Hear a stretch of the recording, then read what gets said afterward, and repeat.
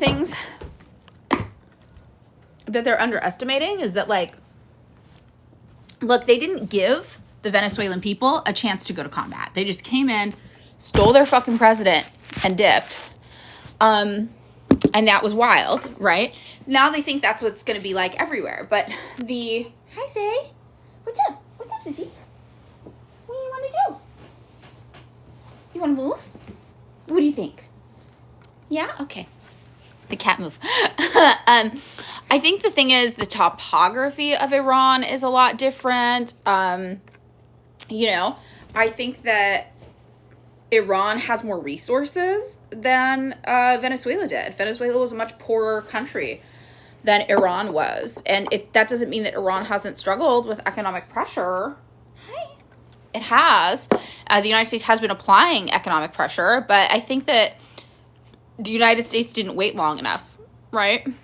If they wanted to try to apply economic pressure to Iran, they didn't wait to the point where Iran wouldn't have enough resources to adequately, like, go to war. You know what I mean?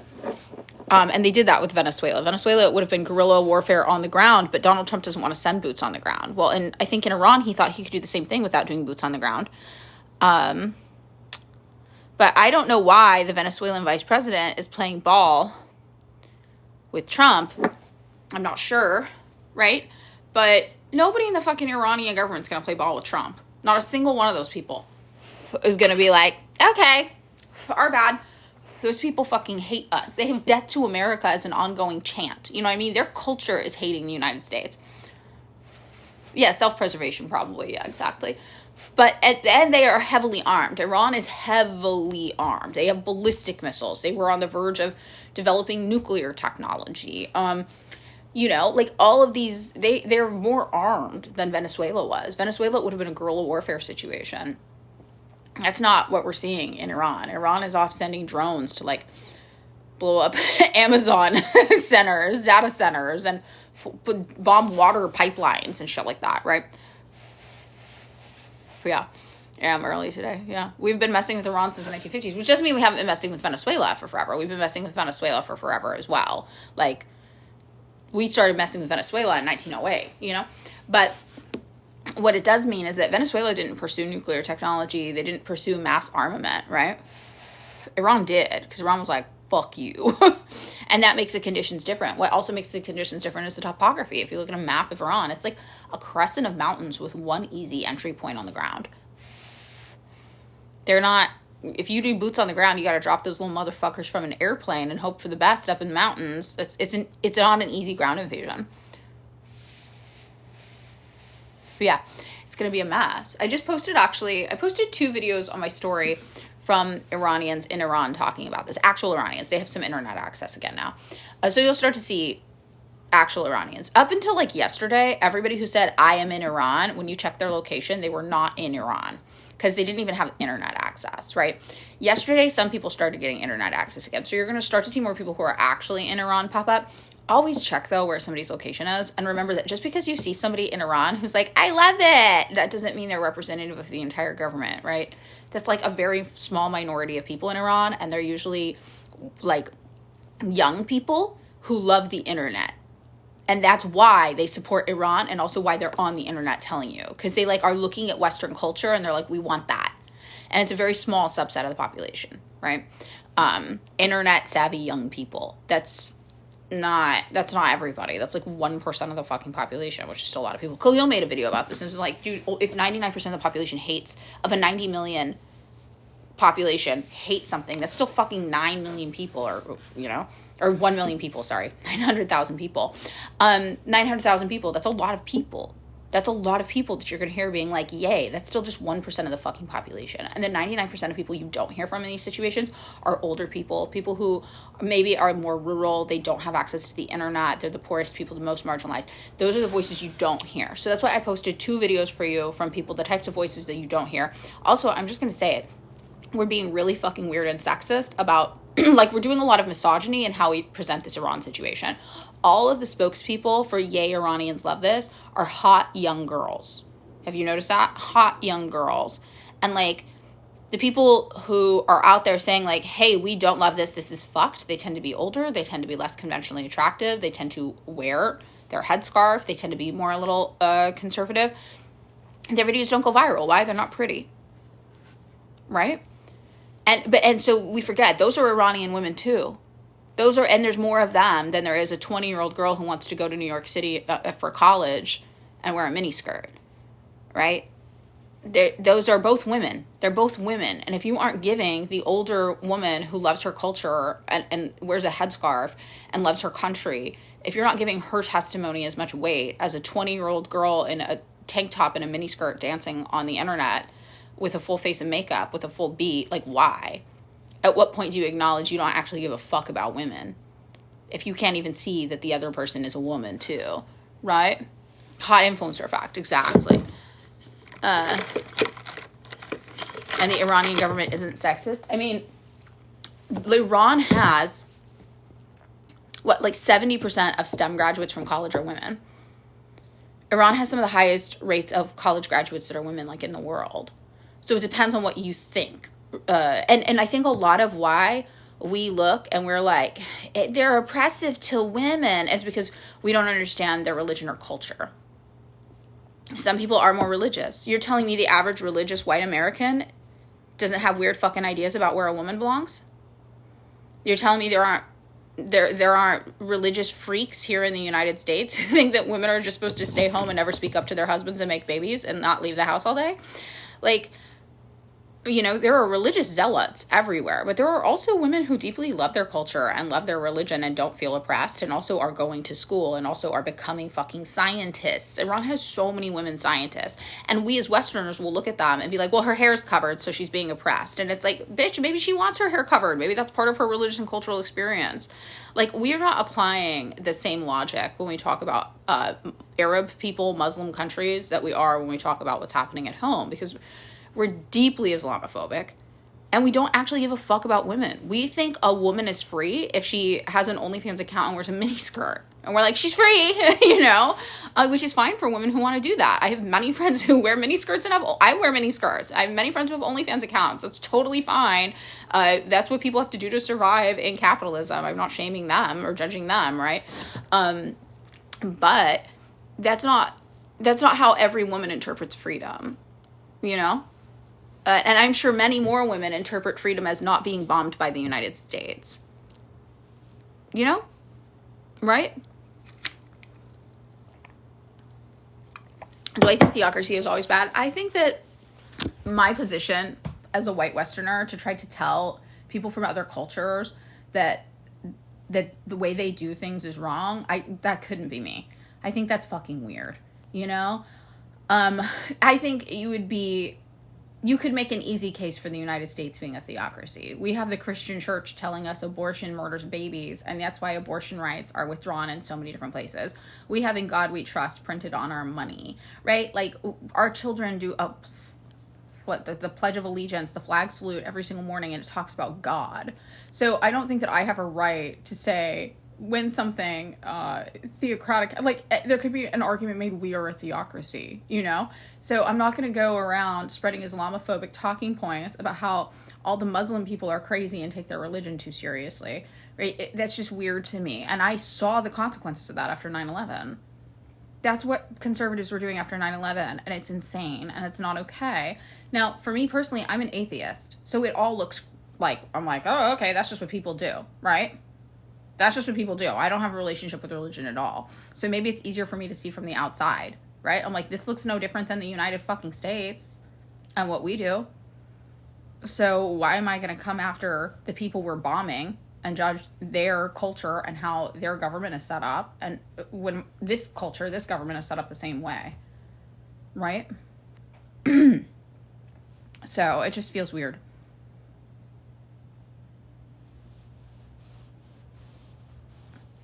Yeah, you do see religion differently when you're not in it. That's true. And I see it everywhere. And it pisses people off. I see religion in how people relate to astrology and crystals, and that I respect it all. I respect everybody's religion, even though I have none. But I see them all equal, and that trips people out. It especially trips out astrology people. They're like, it's not a religion. And I'm like, I mean, you can call it whatever you want, and I'm not going to argue with you about it. But as an atheist, as somebody who doesn't believe in any of that, like, I do see it as a religion. And that is why I respect it. I respect it as your religion, as your spiritual practice, you know?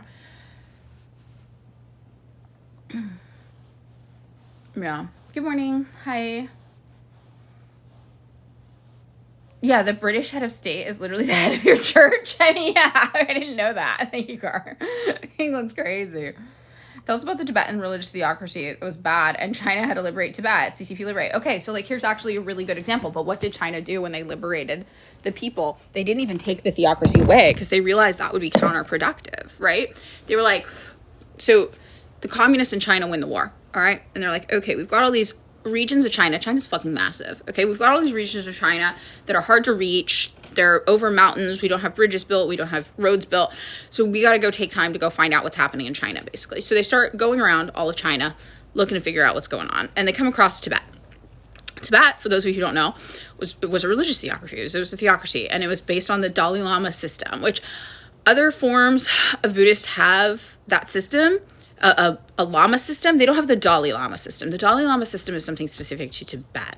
So they get into Tibet, and Tibet has developed its own kind of religious system, and their government is based on it.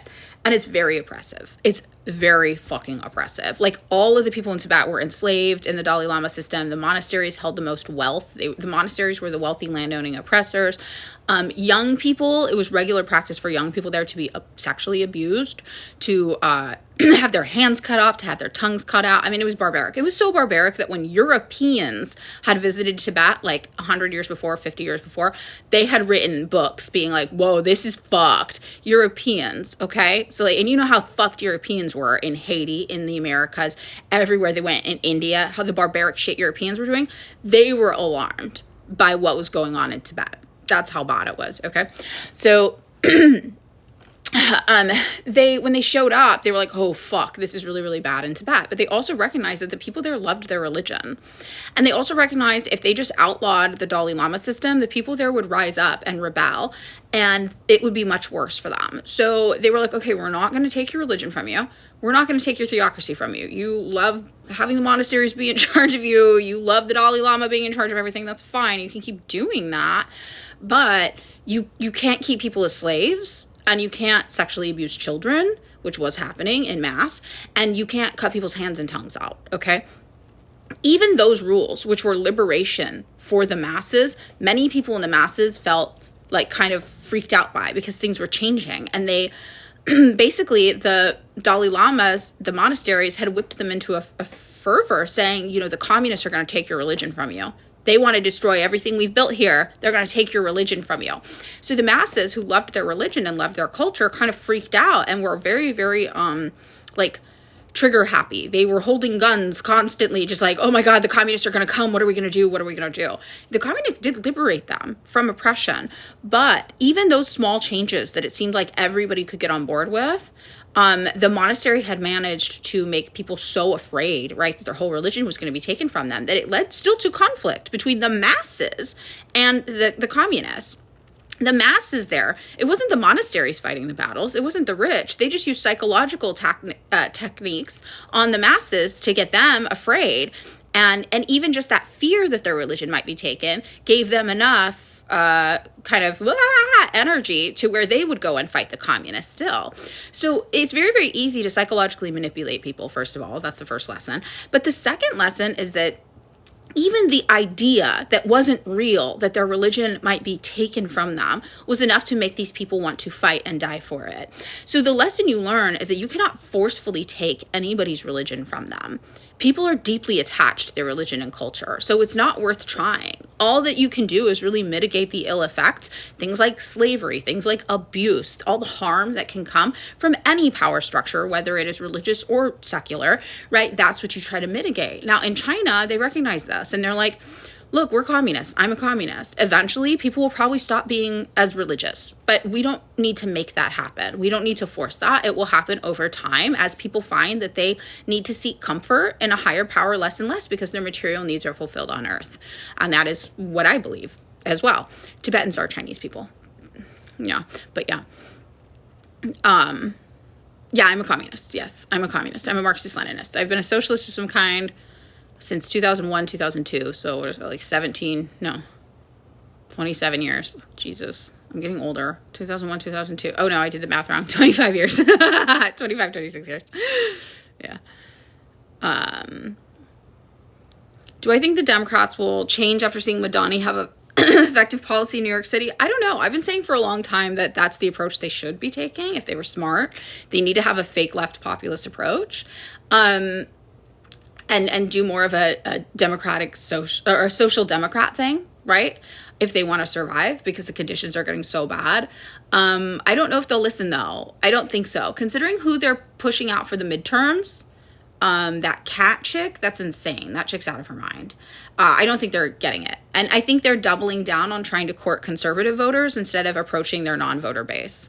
I think that Democrats don't understand that their power would be in a non-voting base, in energizing people who previously usually think that it's not worthwhile to vote. This is how Bernie Sanders had a lot of people show up. This is how Zohran Mamdani had a lot of people show up. A lot of people voted for Zohran Mamdani that never voted for mayor, right?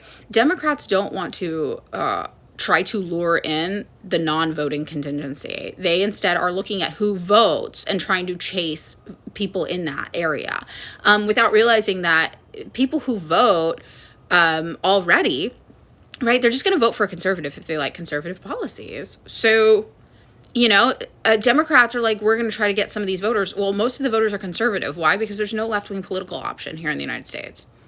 There's not. So if you're looking only at people who vote, most voters are conservative. The exception is like Green Party voters or Peace and Freedom Party voters like me. I vote socialist. I vote communist. So that's who they're going after, because they're forgetting that the fucking non-voters even exist. They don't think they can lure them in, but they could lure those people in with left-wing populist practice. And they could continue to do their fucking horrible, amoral, warmonger, violent bullshit around the globe. And the reality is they could probably get away with it for a long time. But they won't even do that because their corporate donors won't let them. Right?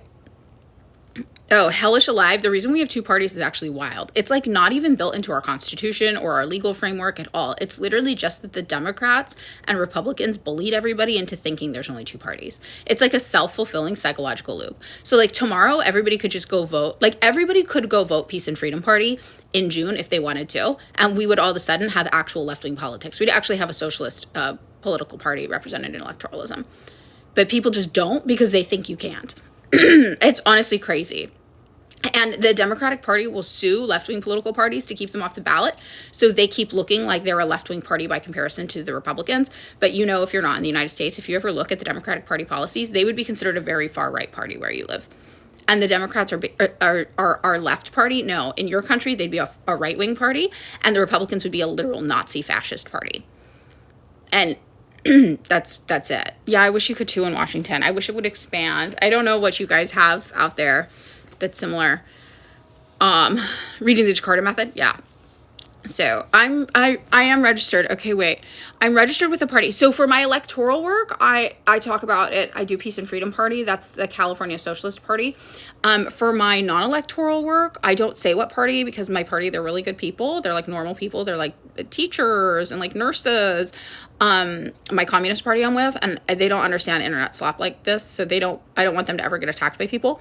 But if you do stuff with the PSL, I'm in a Marxist-Leninist party too, and PSL candidates run on the Peace and Freedom Party ticket sometimes because it's like an umbrella thing, and we take all kinds. So I end up working with the PSL candidates a lot right now because I'm doing vote socialist work with Peace and Freedom Party. So I have I have my electoral, which is Peace and Freedom Party, and they're running PSL candidates. I like them. They're great.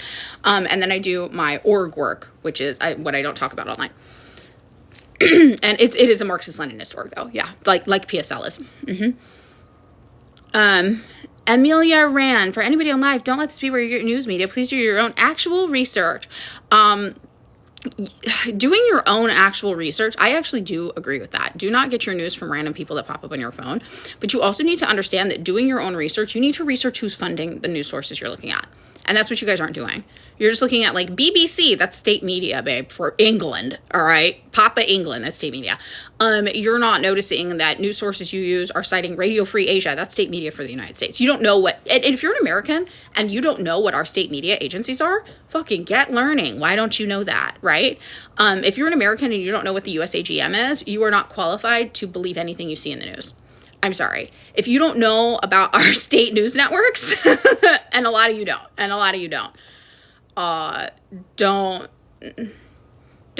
don't talk about the news. You don't know what's up, right? So go do that. Yeah, I have a link tree. I have hundreds of documents that back up everything I'm telling you. And if you don't want to look at them for some reason and you want to stumble onto all this info yourself, that's totally fine. But you need to learn first how to vet sources. And that's what you guys are not doing. You are just Googling, and the first thing that pops up on CNN and Fox and whatever, CBS, whatever the fuck, you're like, this must be real.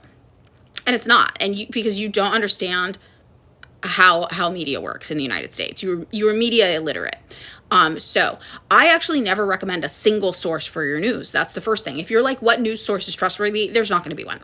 Every single news site has different journalists who work for it. Different journalists can be paid by different entities, and journalists can write for multiple different news sources. Many news sources just repost each other's news content because they get the stories licensed out. Like, there's not just one magic news source you go to and everything is okay. Every single news story you look at, you need to be vetting for bias and influence, and you're never going to find one that is unbiased or uninfluenced. You need to try to figure out what the bias and influence is and weigh it against the content you are reading. That's what you need to do, right?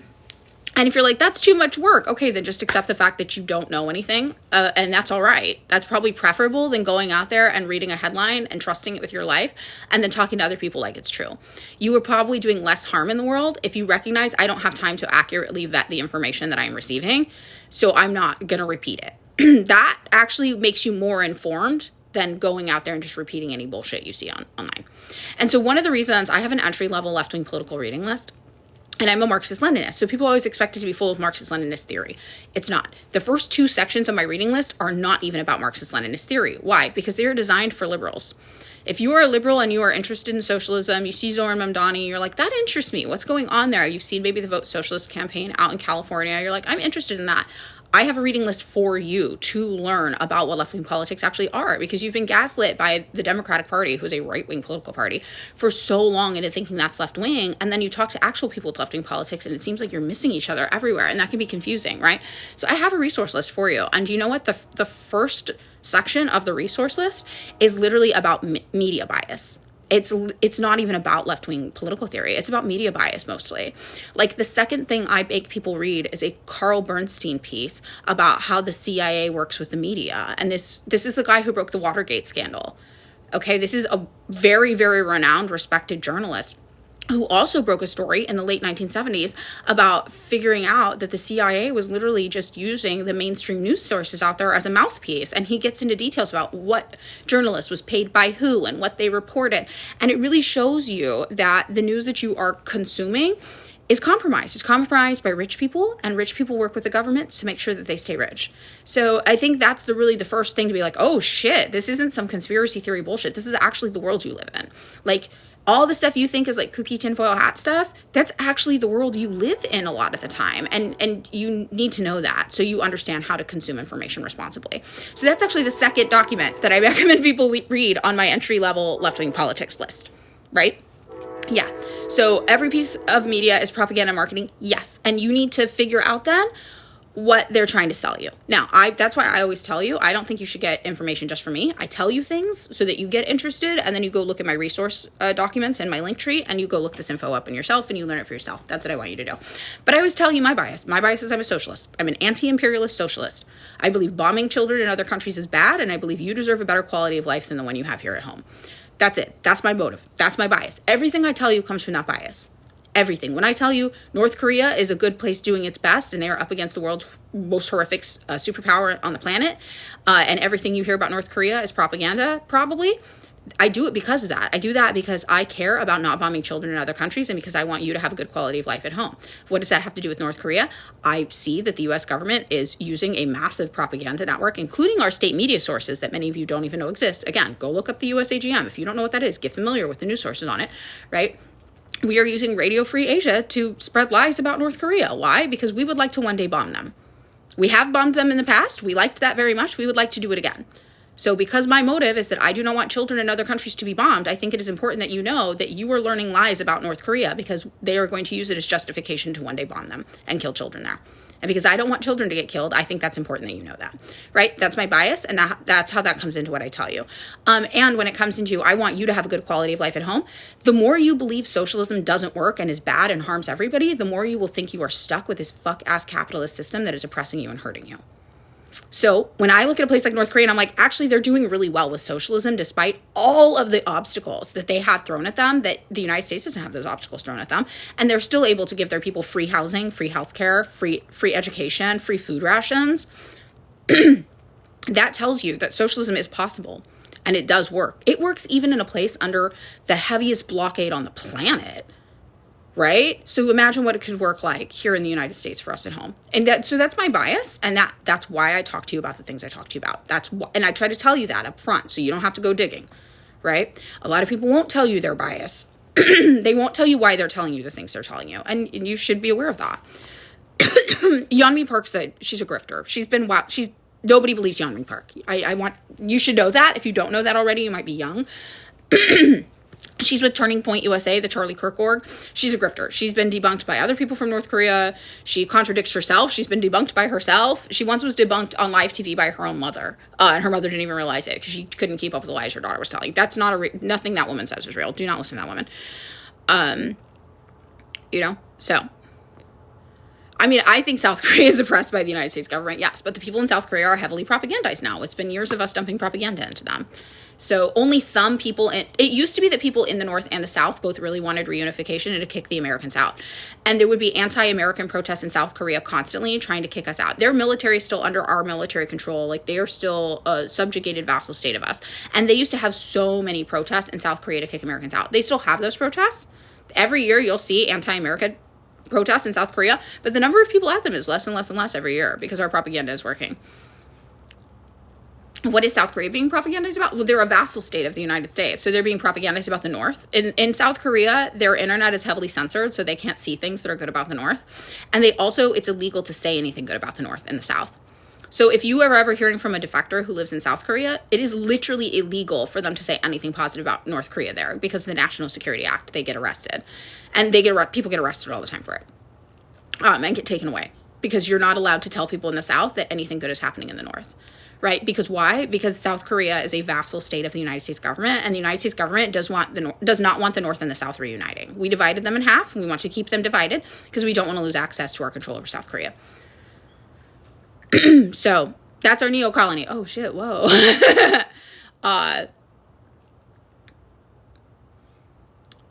Do we condemn Russia bombing children in schools in Ukraine? You've never seen you do that. Interesting. Because I think that most Americans don't understand what's going on in Russia and Ukraine. I really don't. I think war is bad. In war, bad things happen, right? Very obviously, war is bad. Ukraine and Russia have both committed war crimes against each other. Why? Because war crimes happen during war. That is why my primary goal is having people not go to war, right? Especially a war for rich guys or a war over border disputes, a war over shit that does not lead to anybody's liberation. I'm not into that. Some people will tell you that Russia did go to war for the liberation of people in Ukraine. And I will tell you, I understand why they say that, right? Because there were whole sections of Ukraine being ethnically cleansed by the Ukrainian government, which most Westerners don't know. That might be shocking to you to hear. If you weren't familiar with that, you're going to be like, wait, what? Yes, that is before the war even started in 2022, starting in 2014. There was a coup in the winter of 2013, 2014 that overthrew the Ukrainian government and replaced it with a pro-US, pro-EU, pro-NATO government that was infiltrated by neo-Nazis who had helped win the coup. The neo-Nazis were absorbed into their formal militia. The neo-Nazis, they followed this guy Stepan Bandera. And you can ask some of these people in Ukraine, what do you think about Stepan Bandera? And if they tell you, I love Stepan Bandera, he's a national hero. That guy's a Nazi. That guy worked with the Nazi party to murder 100,000 people, ethnic minorities, in Ukraine during the Holocaust. Okay, these are Nazis. These are not, walk around with collared shirts and tiki torches, American Nazis. These are fucking Nazis. And not that those guys aren't Nazis. They're fucking Nazis too. But these guys are Nazis who will violently back up their actions and they're ready to go at this minute. They're Nazis, okay? So once they came to power, they started trying to ethnically cleanse Ukraine of ethnic minorities. And they started in Crimea and the Donbas region. And that is where they went and started terrorizing locals who were not of Ukrainian descent. The new government also backed these initiatives. They started building statues honoring Nazis all around Ukraine. They started passing language laws saying you could like only speak Ukrainian in formal settings. All these things that actually multiple international groups were like, hey, this is getting concerning. You can't fucking do this. And before 2022, you would see even mainstream Western news sources coming out with stories like, what's up with all the Nazis in Ukraine? What's going on with the new Nazi government in Ukraine? We would talk about this all the time before Russia got involved.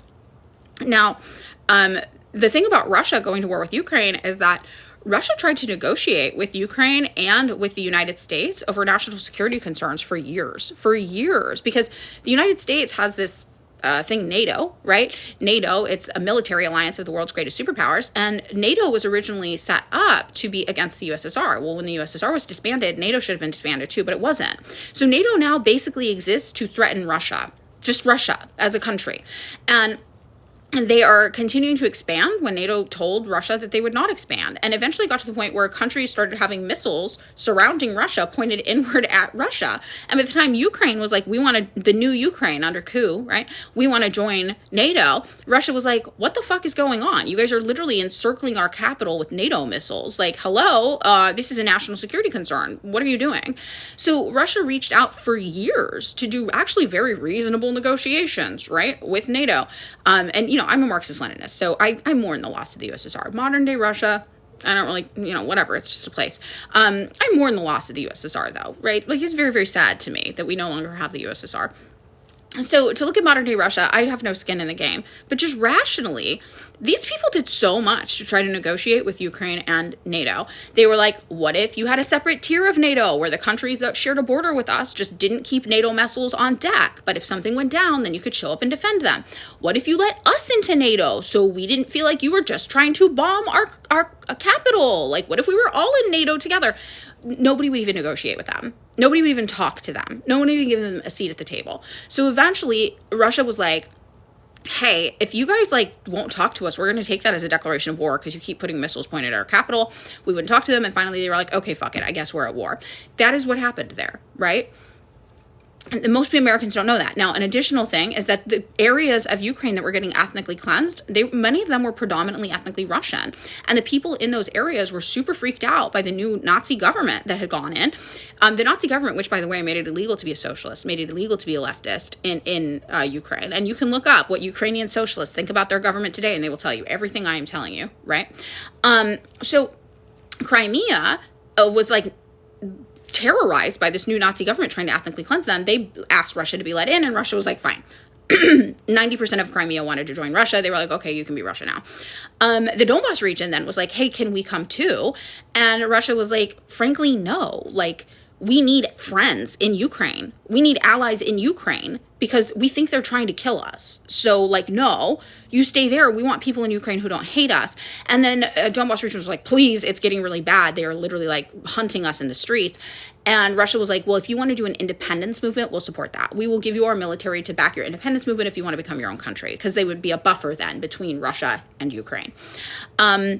And that's what happened. And Ukraine would not let them secede and become their own country. And Russia was defending their independence movement. And that is all the fighting that happened before 2022 when the official war came out, right? Donbas separatists are way more based than Russian defenders, maybe. The Donbas separatists are gay. They go hard. They're like, fuck this. It's pretty wild. So, that's the situation happening there, right? I have talked to people from the Donbas, but the people I've talked to left. They were like...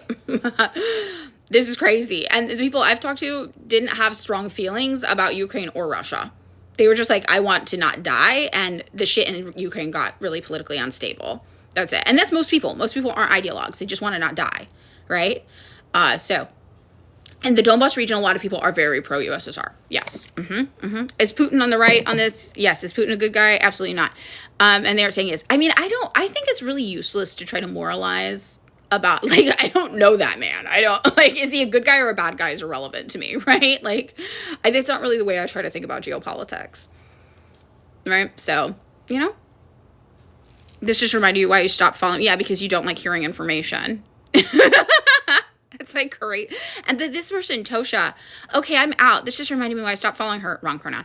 But it's wild because it's like Americans are allergic to information. Like, allergic to it. Like, we have so successfully propagandized our people that, like, this person saying this, I'm like, you don't know anything. I know you don't know anything happening in the Donbass region or about Ukraine or about Crimea or about Russia. I'm confident there's a very good chance you didn't even know the Donbass region existed until I started talking about it just now. Wouldn't you be curious? If I heard somebody talking about stuff, I'd be like, oh, I'm curious. I don't know about that. I should go look into that more. I feel like that's a normal response to hearing information you haven't heard before. Right? You have friends in the Donbass? Oh, okay, then they'll tell you what I'm telling you. Unless, Tosha, unless they fucking support Stepan Bandera and they're Banderite neo-Nazis. Is that true? Are they ethnically Russian in the Donbass region? Unless your friends are Nazis. Exactly, the Banderites are Nazis. Yes, I'm a communist, yes. Don't support Russian Nazis. We're literally talking about Ukrainian Nazis right now. And somebody's like, but Russian Nazis. You see? Do you understand, like, how brainwashed people are?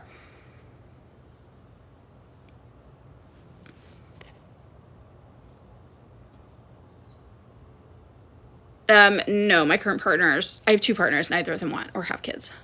She's a Russian now living in Poland. Okay, well, then I don't know what to tell her. Like, what does that have to do with Ukraine trying to ethnically cleanse people? Maybe she's just conservative. Like, I don't know what to say, right? Like, the current government of Russia is not Marxist-Leninist. It's not my ideal government. But to have a problem with anything I've just said is to deny reality. It is to deny reality, right? So you just have different politics then. You just want to believe lies about something. So I don't know what to tell you at that point. Like, go believe your lies. Have fun.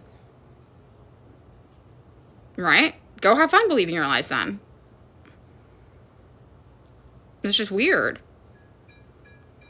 It's about hearing a truth from people that witness it, but multiple people will witness the same situation and tell you different things. Whose truth do you listen to?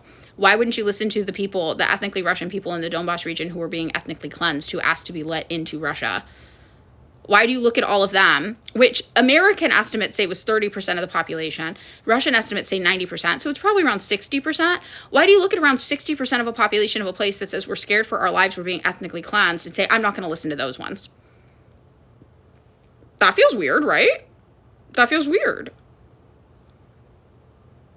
Why would you choose not to listen to those people?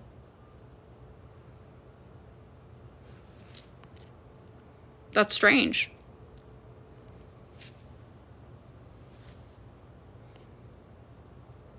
Right? Why? How do you choose who to listen to? And that's the thing. And no, yesterday was theory day. We did it already. They don't benefit you geopolitically. Yep. Exactly.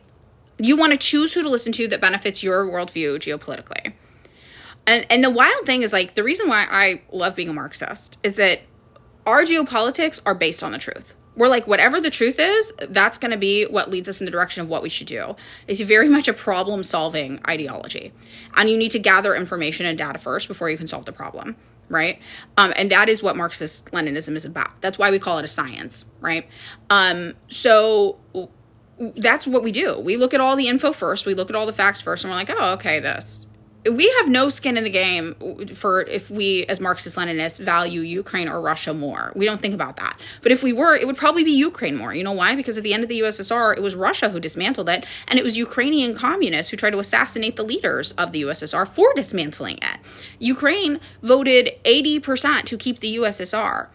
Ukraine had the highest rates of casualties during World War II, during the Holocaust. If we were going to pick a side just based on vibes that we would stand with, it would be Ukraine, because Ukraine historically had been even more communist than Russia, which is shocking to a lot of young people to hear today, because in 2010, our government agencies, our National Endowment for Democracy, started pumping Ukraine full of anti-Russian, anti-USSR propaganda. And if you don't know what the National Endowment for Democracy is, again, you're probably not qualified to have an opinion about geopolitics. Like that, you need to understand what your government does with your tax dollars and how it affects information flow. You just have to. So, that started happening. So if you're younger, if you're probably under the age of 35, you probably have never known a world where Ukraine was more communist than Russia, where Ukraine loved the USSR more than Russia even did.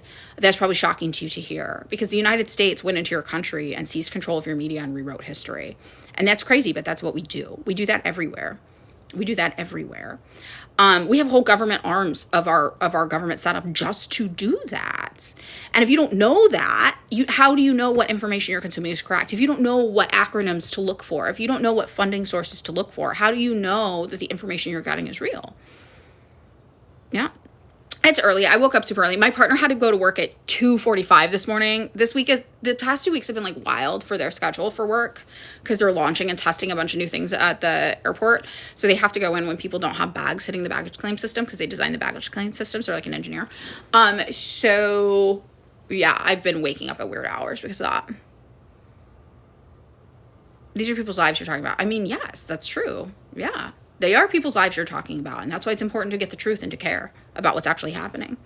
How do you decide if a source is reliable? I look at what they're telling me, and I look at their funding, and I see if there's a conflict of interest. And sometimes a conflict of interest can be good. Sometimes somebody will be like, hey, I'm paid by the U.S. government to tell you things about the world, and guess what? I think the U.S. government fucked up here. You can look at that and be like, wow, they're reporting something against their best interest. That conflict of interest can lead you to believe this information might be more trustworthy. This is where we get like whistleblowers, for example. When you're like, oh, whoa, you were getting paid by this major company. And now you're coming out and saying, hey, you know what? I was paid by them and this is a conflict of interest, but I think it's the right thing to do. So I'm saying it anyway. Those kinds of things can be positive, right? That's like a positive conflict of interest. Sometimes you get the opposite though. You get somebody who's like, yeah, I'm paid by this company and everything they're doing is perfect and nothing is wrong. Like Boeing does nothing wrong. Everything Boeing does is perfect. Who pays me? Oh, Boeing. Right? You're going to trust that less than somebody who's like, you know what? Boeing pays me and I'm on the job and I see it every day. And guess what? I think everything they do is fucked and wrong. Which one are you going to trust more? Right? Both have a conflict of interest. They're talking about Boeing. They're getting paid by Boeing. Which one do you trust more? Right? The one with the conflict of interest who's speaking out against their own best interest. So that's one technique you can use, for example, to look into how trustworthy things are. I have reading lists in my link tree, a whole bunch of them. Israel's going to invest Israel on the grounds. Going to invest Israel? Oh, invade Israel on the grounds that Israel committed genocide in Israel. Can I share a time I changed a political opinion? Yes, here's the thing. Most of you have what I call entry-level political ideas about the world. I also had entry-level political ideas about the world. All the stuff you think about North Korea, that's what I thought until I started learning about North Korea. Why? Because that's the info we're given. Right? I used to be an anarchist. I used to think all states are bad. And then the more I learned about what other states had done, I was like, holy shit. You know what? I don't think the communist states are bad. I don't think the socialist states are bad. How can I sit here and say all states are equally bad when China fucking lifted 800 million people out of poverty? I'm sorry, I'm not going to do that. How can I sit there and say all states are bad when Cuba has been up against the greatest fucking global superpower on the planet and their state has been the only thing that's managed to keep them alive this far? I'm not going to do that. How can I say all states are bad when North Korea's state and the development of a state-backed nuclear power is the only thing that allowed them to rebuild after we killed 20 to 25% of their entire population and destroyed 80% of their infrastructure? Basically did a Gaza there. How can I say their state's just as bad as the United States? Fuck that. I'm not doing that anymore. And that is a major political opinion that changed, and that's why I'm not an anarchist anymore. Right? Every time that I've had an entry-level political opinion, the more I've learned about it, I've been like, oh, okay. I got it. And now I know when I have an entry-level political opinion because I know I haven't put in the time to actually learn about it. People ask me about Yugoslavia all the time. I was like 11, 12 when Yugoslavia was happening. And I'm like, you know what? I consumed a lot of propaganda because I was a little kid. So I was conscious enough to know what was going on, but I was only hearing it from the mainstream news. So when people ask me about Yugoslavia, what do I say? I'm in the process of actually learning about Yugoslavia right now. I have 2 books that I'm trying to read, and then I'm trying to get a political orientation from political leaders I trust in my community before I talk about Yugoslavia. Why? Because I know my ideas about Yugoslavia are entry level because of that experience, because I was just getting them from the regular news, and the United States had a conflict of interest, a bias that I need to unpack and unlearn. That is how you begin to learn about things. So the only thing that's changed as I'm now almost 40 is I know when I have an entry-level political perspective on something and I just don't talk about it. Right? So, that's it. That's how that goes. And the difference is you guys don't realize that you only have entry-level political perspectives. You don't realize that you're consuming propaganda. You don't know that because you don't understand how propaganda works. So that's why, like, in my entry-level left-wing politics reading list, the first thing I try to do is teach you how propaganda works. The first thing. I mean, it's probably more than 95%, honestly. But yeah, most people have entry-level. They don't understand what's going on in the world, and they think they do. And that's why when you talk to somebody who actually knows more about the subject, you could get really defensive. She'd be like, no, that's not what all 900 million people I've talked to say. That doesn't mean all 900 million people you've talked to are correct. Right? So just like learn about it. Why not? If you care, why not learn about it? And if you don't have the time, if you don't want to put in the hours and hours and hours of research it takes to even get to the point where you can start to consume the news, then just admit you don't actually care and just stop pretending. Right? Make your life easier. Just be like, I don't know what happens in the world. I have no clue what happens in the world. Stop pretending. Be honest about it. Right? What pulled me in this direction? 9/11. Yeah, 9/11. I was 12, 13 years old. I was a freshman in high school when 9/11 happened. And I'd already been going to punk shows and stuff, so I'd been kind of interested in politics. And when 9/11 happened, this is funny actually, the singer for System of a Down got in trouble with the federal government for posting an essay on the System of a Down website that was like, of course this happened. Here's the whole backstory and history of what the United States has been doing in the Middle East that led to this happening. And I read it, and then it got pulled down off the internet, and he got like taken into federal custody. And I was like, that's weird. What happened there? So then I was like, I need to learn everything. But the early internet, it was hard to find things. So that's how I found Noam Chomsky, of all people. Yeah, who was writing about it, foreign policy. And I was like, oh, okay, his website. And then I started going to used bookstores and looking for other things. And I'd be like, what's this anthology? Or what's this collection of essays? And that's literally how I started to get politically educated. Yeah, Chomsky. I know. Yeah. Do I respect somebody who says I don't care or I don't know more than someone who pretends they know? Yes. 100%. Yes. Yeah. But, I was little. Yeah, Serge is Armenian. A lot of Armenian people have a baseline understanding that how you learn about the world is not correct. Yeah, communism in 2026. And you know what? It's going to be more Picklet because 1 in 3 Gen Z aged adults has a favorable view of communism today. 2/3 have a favorable view of socialism. Communism will win. It will be successful, right? The question is just, are you going to be on the right side of history or the weird fucking fascist side of history that we're fighting against? Pick one. Noam Chomsky's an anarchist. He also was in the Epstein files. He's an Epstein client. Yeah. Primary demographic for what? What do you mean, for my job? This isn't my job. You guys know that, right? This isn't my job. I don't get paid to do it. Sometimes I make a couple $100 off this app here and there, but this isn't like my job. So the stats are actually the Cato Institute, which is funny because they're a libertarian think tank. So remember when I said you're reporting things against your own best interest? The Cato Institute was pissed. They were like, uh-oh, something bad is happening. So I think the Cato Institute thing is really funny to watch them try to troubleshoot it.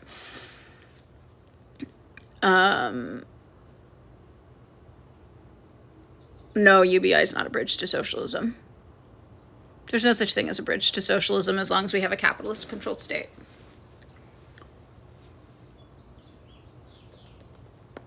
You see the McDick CEO? This is so funny. Trying to pretend like he likes eating food and not people. I did see that. Sometimes the internet is funny. No, I don't think we should push for UBI. I mean, we could, whatever, why not? Fuck it. Push for it. I don't care. It's not gonna solve everything though. As long as you exist under capitalism, you exist under capitalism. That would be like a social democrat policy, UBI, something like that. That's what the Democrats should be doing. The Democrats would be wise to become social democrats immediately.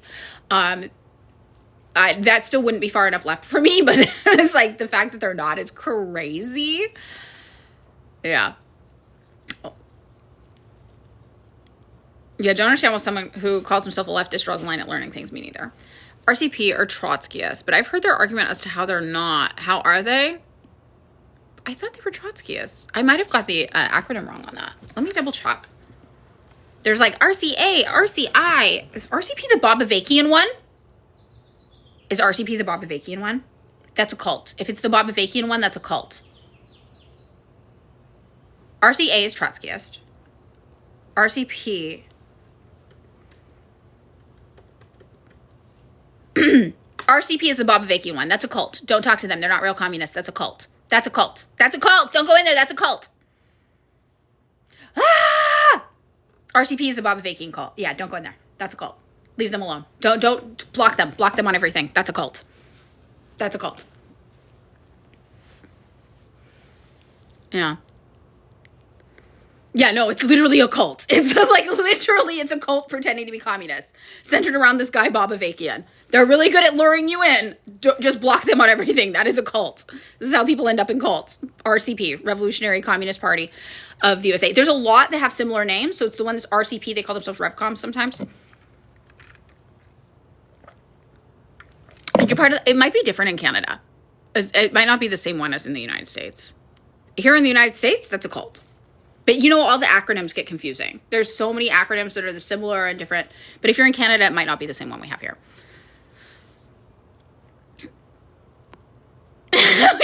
Events, Bobavakians are real leaders. They take him out. The new left, you mean like, that's like the Congress for Cultural Freedom shit, right? That's the compatible left, right? Do I just wake up heated daily? No, actually, I used to be a happy person until I realized how stupid people were on the internet.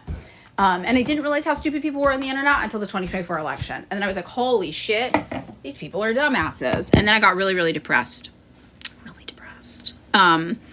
And I was very, like, alarmed at the state of the world. You know, I struggled with it deeply. Your nephew's a Trotskyist? Oh, no. Crazy. It's hard. It's hard. I said this, that I wanted to debate a Trotskyist, but not even debate them. I wanted them to send their best, and I wanted them to have notes and be prepared. I wasn't even going to fight. I just needed to understand. Because I understand how they're getting this, but I need to, like, talk to one and be like, but how? Because it literally says that Marx and Engels say this. So what? What? And then somebody's like, you want to interview a Trotskyist. And I was like, yes, I want to interview a Trotskyist. I promise to be nice. I need to understand how you're looking at the words on the fucking page. And I know why they say they are, but I need to push on it, you know, with somebody who will talk back to me. I'm eating dessert for breakfast. Bobavakian. Bobavakian. It's a guy's name.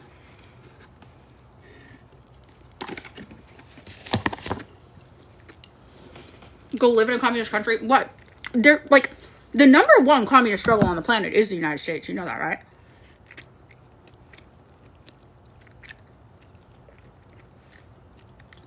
Like, look at what the United States does to every communist place on the planet. I would not be opposed to moving to China, but I can't afford it, so it's not even realistic for me.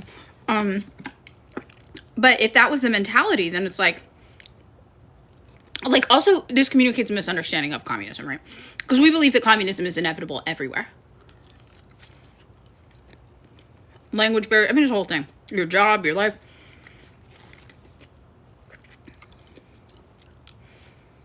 This person, Sammy's confused. Yeah, I don't understand. They don't even agree with all of Lenin, though, is the thing. China, we say they're a communist country because they're a communist state. They're under the control of the Communist Party. They are. They say they're going to be in a state of socialism by 2050. We actually just did a reading about this on Theory Thursday yesterday. We read Lenin on this.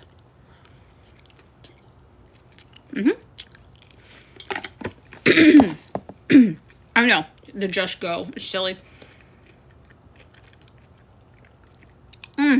Mochi, so good. It's cold now, though.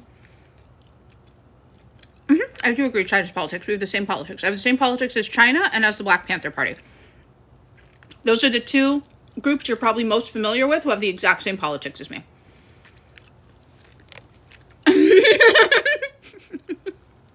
That to me was crazy. Dessert for breakfast. Yeah, it's like the non-ice cream mochi, just the regular mochi, you know, with peanut all over it.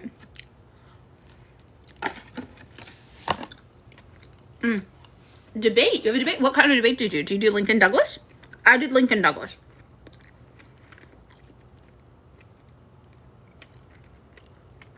I've only lived in the United States. It's horrible. China has the same politics I do, and the Black Panther Party has the same politics I do. So those are probably the two places you're most familiar with today. Have the same politics as me. Yeah, I'm going to go to China for my birthday. If I can save enough money. Yeah, if I can save enough money, I'm going to. I want to go so bad. You think CIA files? Maybe, honestly. I used to do debate when I was young. I was the captain of my school's debate team for 3 years. And I was like a nationally ranked debater. I did like Lincoln Douglas debate. But I don't debate people on the internet. I don't think it's fun.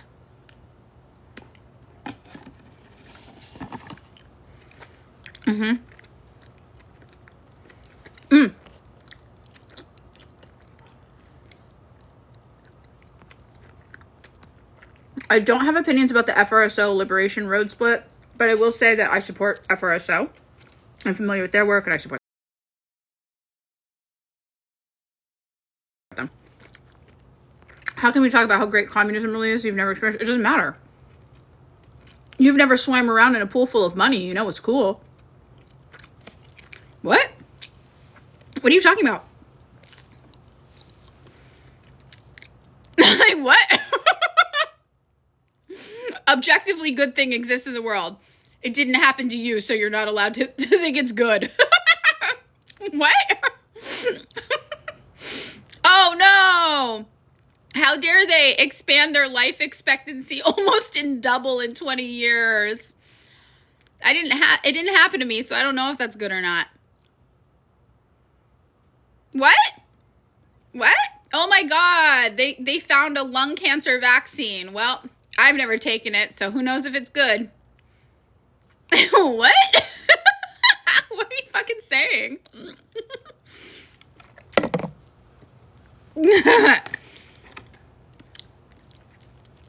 At what cost? I'm starting with the Parenti book about Yugoslavia. That's what I'm starting with. Butch versus Ramsey Robinson. Butch is the Green Party candidate. I'm Peace and Freedom. I've been Peace and Freedom since 2004. So I'm always going to go Peace and Freedom. If there's a choice between that and Green Party. The only time I didn't vote for the Peace and Freedom candidate was fucking Roseanne Barr. They ran Roseanne Barr one year because Roseanne Barr was on this whole shit about how she was a communist once for 6 months. And they were like, okay, we'll run you then. Fine. But then later she was like, I'm not a communist. Now I'm MAGA. And I was like, okay. All right. So I did not vote for Roseanne Barr because I was like, what the fuck? But every other year I voted for the who they've run. And to be fair, that year they were really afraid about losing ballot access, and you'd have to get a certain number of votes to not lose ballot access. So I think they did that to preserve their ballot access. But yeah, so for me, I'm always going to go Peace and Freedom. I'm a Marxist-Leninist right now. They're running 5 Marxist-Leninist Party candidates on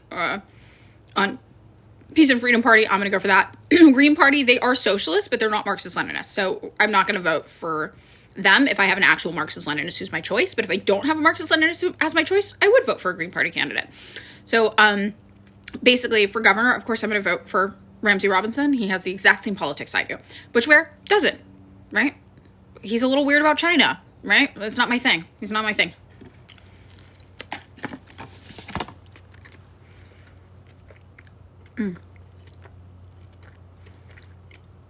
I don't know who Dean Withers is. Charlie Kirk, I only kind of understand that he's a weird right-wing Turning Point guy. I know more about Yeonmi Park than I do about Charlie Kirk. My connection is I'm like, oh, Yeonmi Park's part of Turning Point. Charlie Kirk's created Turning Point. So he's a weird right-winger, right? Mochi with peanut.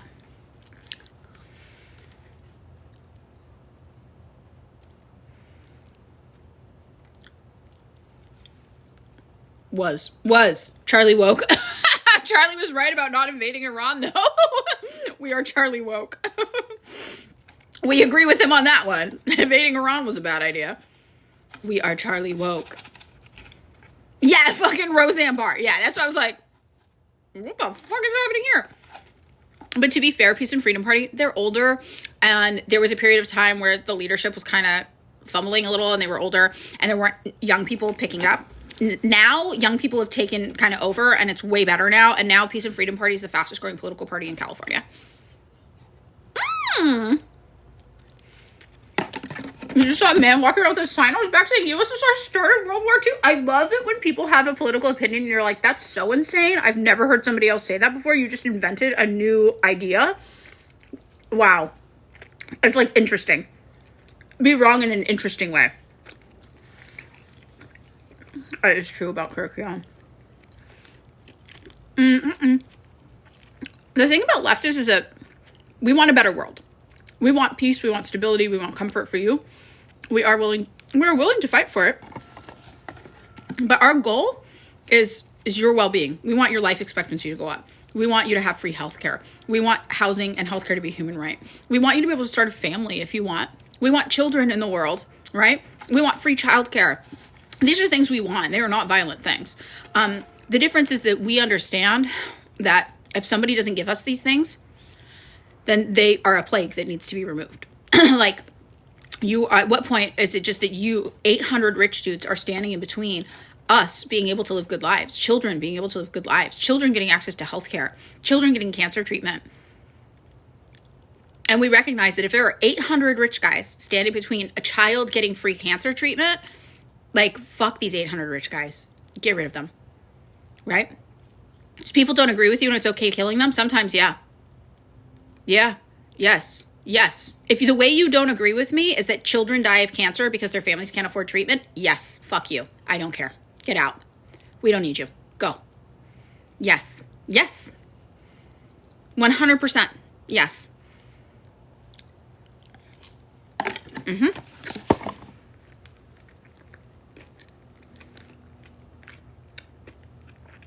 It's really that simple. Yeah.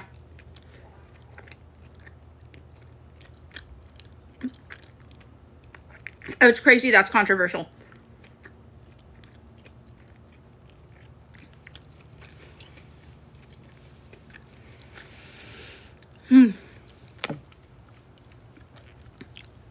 You don't have to be a communist to have free healthcare, and yet all the capitalist places who ended up with free healthcare, it was because they were afraid of communist revolutions happening in their borders because the USSR did it.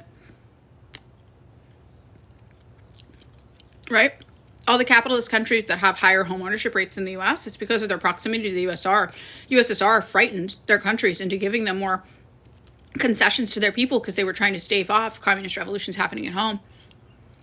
The housing boom here in the United States, when all the housing started getting super, super, super fucking expensive, it coordinates directly with when the leftover provisions providing subsidized housing for people who had previously lived in the USSR expired. And then guess what? Houses in the United States started getting dramatically more expensive. Why? Because we didn't have to compete with the USSR anymore.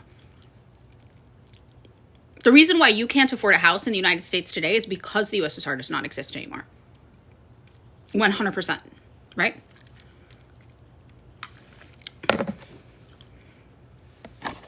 Yep.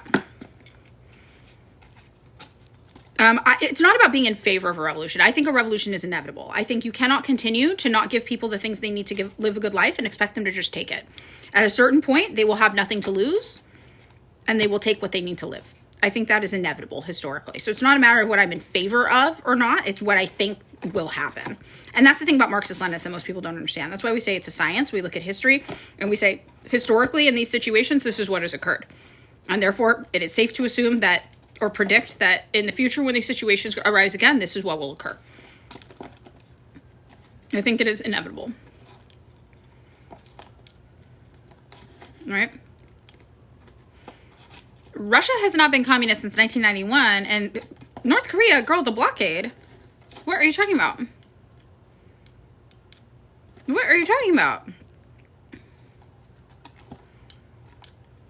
The USSR succeeded because it was centralized. It's when they started to decentralize under Khrushchev, etc., that everything fell apart. What are you talking about?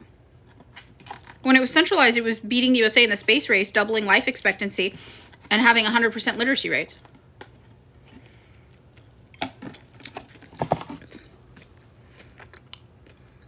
Yes, I play Civ. I don't have sympathy for the North Korean regime. I support the North Korean people and their government.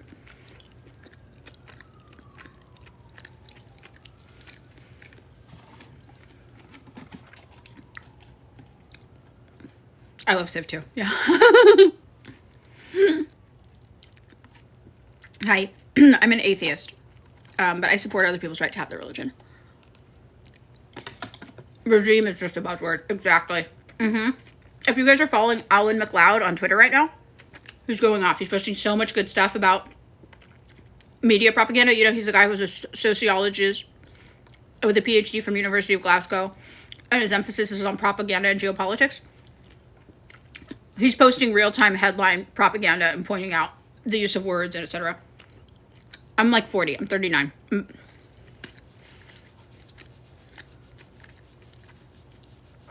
Alan McLeod. MacLeod.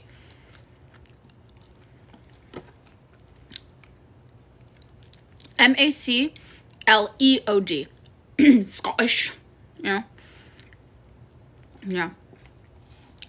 Oh my God. Somebody in the chat said protect the dolls. And I just want to say, this is why I'm a communist, okay?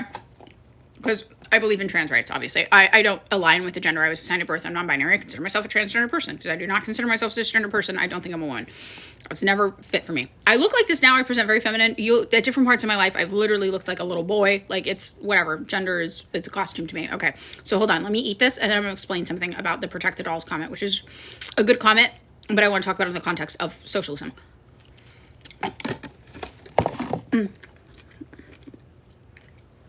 Hold on. Okay. Well, it's gross. You don't want to just watch somebody, right? Okay.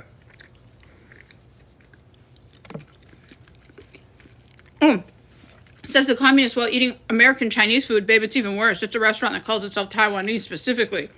One time I went to a fucking Momo dumpling shop in New York with my partner there.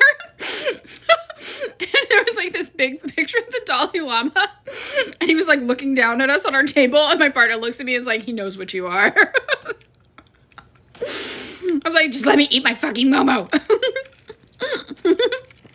Okay. So here's the thing.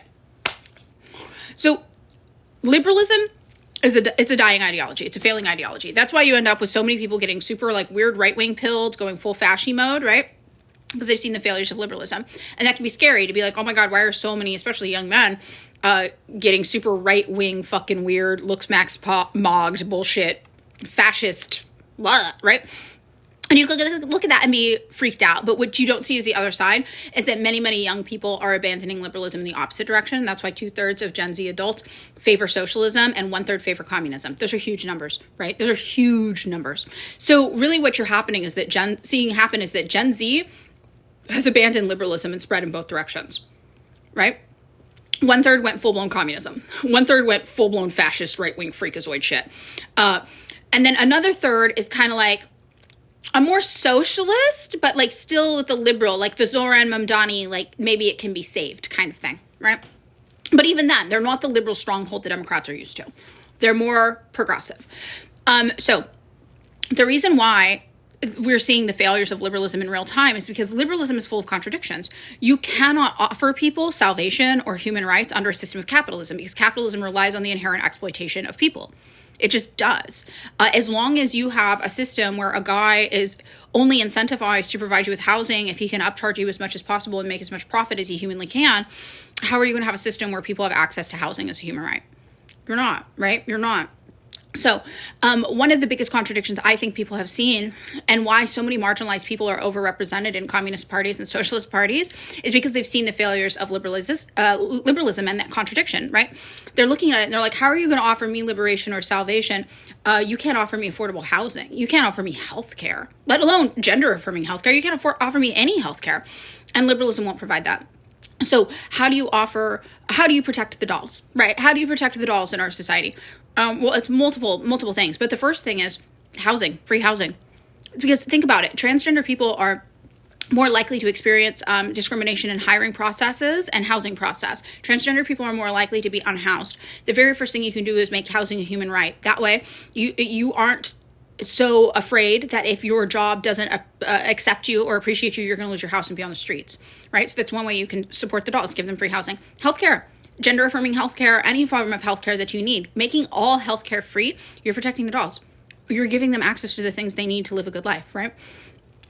These kinds of things are like the number one way you can immediately help marginalized people. And it's not just transgender people, right? It's also Black women, Black mothers, single mothers, families, immigrants. All of these things are not even the lip service that the Democrats pay to it, where they're like, we're doing this one special thing. We're doing our rainbow flag. We're doing a pride parade.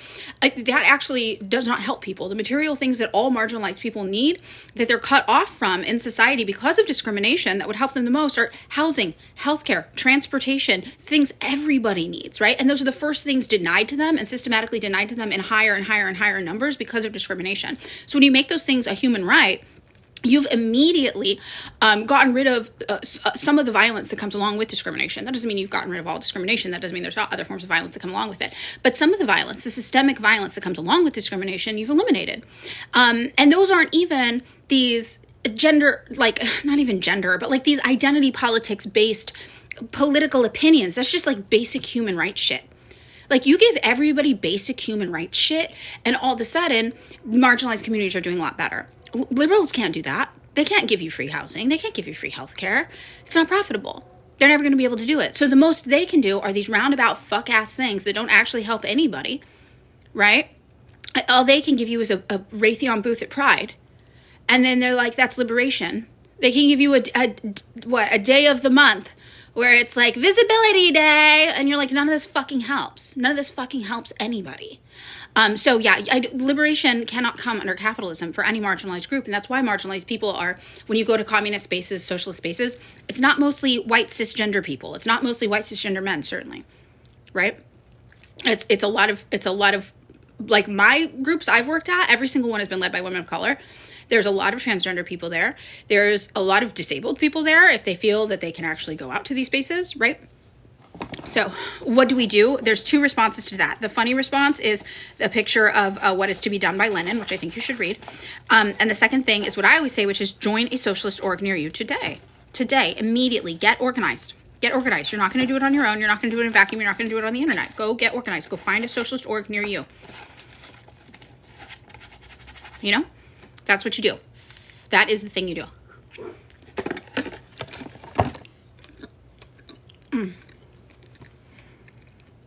Yeah, the Dems hijack all of your marginalized identities and use it to support a system that ultimately causes violence to people with those same marginalizations.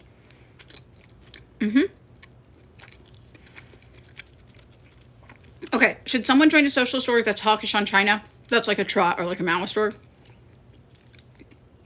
Here's what I say. I would always rather you join a Marxist-Leninist org first. There are 3, if you live in the United States, national Marxist-Leninist orgs. They are big. They are everywhere. One of them is probably where you are. It is PSL, somebody mentioned. FRSO, as somebody mentioned. CPUSA. CPUSA for a long time was just kind of pan-Marxist. Now they're more Marxist-Leninist explicitly. So, CPUSA. One of those 3 is going to be near you probably. I would recommend you join one of those 3. If you cannot find one of those 3, then I would say join a different Marxist org. Sure. Join a Trotskyist org of some kind, or join DSA and try to get into a Marxist-Leninist caucus in DSA. They do have those. Or join like an anarchist org or a labor org of some kind like that. So those would be what I recommend less. I would say look for the Marxist-Leninist orgs. CPUSA. CPUSA. Oh, okay. You're kidding. I'm like, girl, what? Yeah, the famous communist org of Turning Point USA. FRSO is Freedom Road Socialist Org. CPUSA. The first, so PSL, that's the Party for Socialism and Liberation. FRSO, that's Freedom Road Socialist Org. There's CPUSA, the Communist Party of the United States of America. Those are the ones I would say to join. Do not join ACP. They're fucking weirdos. They're freaks. Don't join them. That's not a real communist party. Those are online streamer fandom freaks, and they're super homophobic. Don't join them. Yeah, I'm a socialist. I'm a communist. Socialist, communist, Marxist, Leninist, all of those are me. Do Trotskyists dislike China? Trotskyists just think there's no such thing as real communism anywhere. They're just forever, they're like, no. It's so fucking annoying. Do you have any mutuals I can go to learn about socialism? Yes, check my reposts. A lot of them are my mutuals who are also Marxist-Leninists. 2 people in particular who are great are Raina Hendricks on here and Sugar Skull Angelic. That's Ome. They're both really great. Very, very smart people. We like Gramsci. We've read Gramsci on Theory Thursday together, right? The orgs PSL, FRSO, CPUSA. And if you don't like one of those, go try them out. If you get in one, you're like, I don't think this is the right one for me, go try another one. The way I usually describe it is this. If you are still harboring liberal tendencies of any kind, go PSL. They're really good at talking to liberals. And that's why some other Marxists can't stand them. They're really good at talking to liberals. They're great at it. So if you're like, I'm not sure, I still have some ideas I want to work out, go to PSL. They'll fix it for you. They're really good at it. Okay, if you are really interested in history, if you're like a history buff, go join CPUSA. They have the longest history in the United States. They've done a lot of things historically.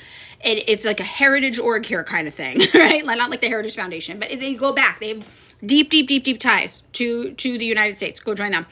And if you feel like you're too aggro for every other org, sorry, I just spit mochi peanut. If you feel like you're like, oh, I'm jaded and cynical about all these orgs, not aggro, but jaded and cynical, I think you might like FRSO. I think you might like FRSO the best. I think those, based on your personality, it's one of those, I think. If other orgs annoy you, I think FRSO. Okay, hold on. Let me eat this last thing and make the bed, and then we'll talk more. Hold on.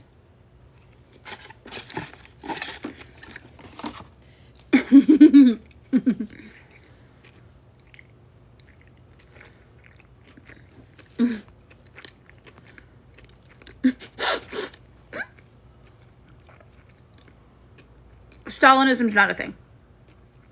Don't join an org that tells you Stalinism is a thing. I don't know. My partner had to go to work at like 2:30, 2:45 in the morning or some shit. So I've just been up for my days earlier than usual.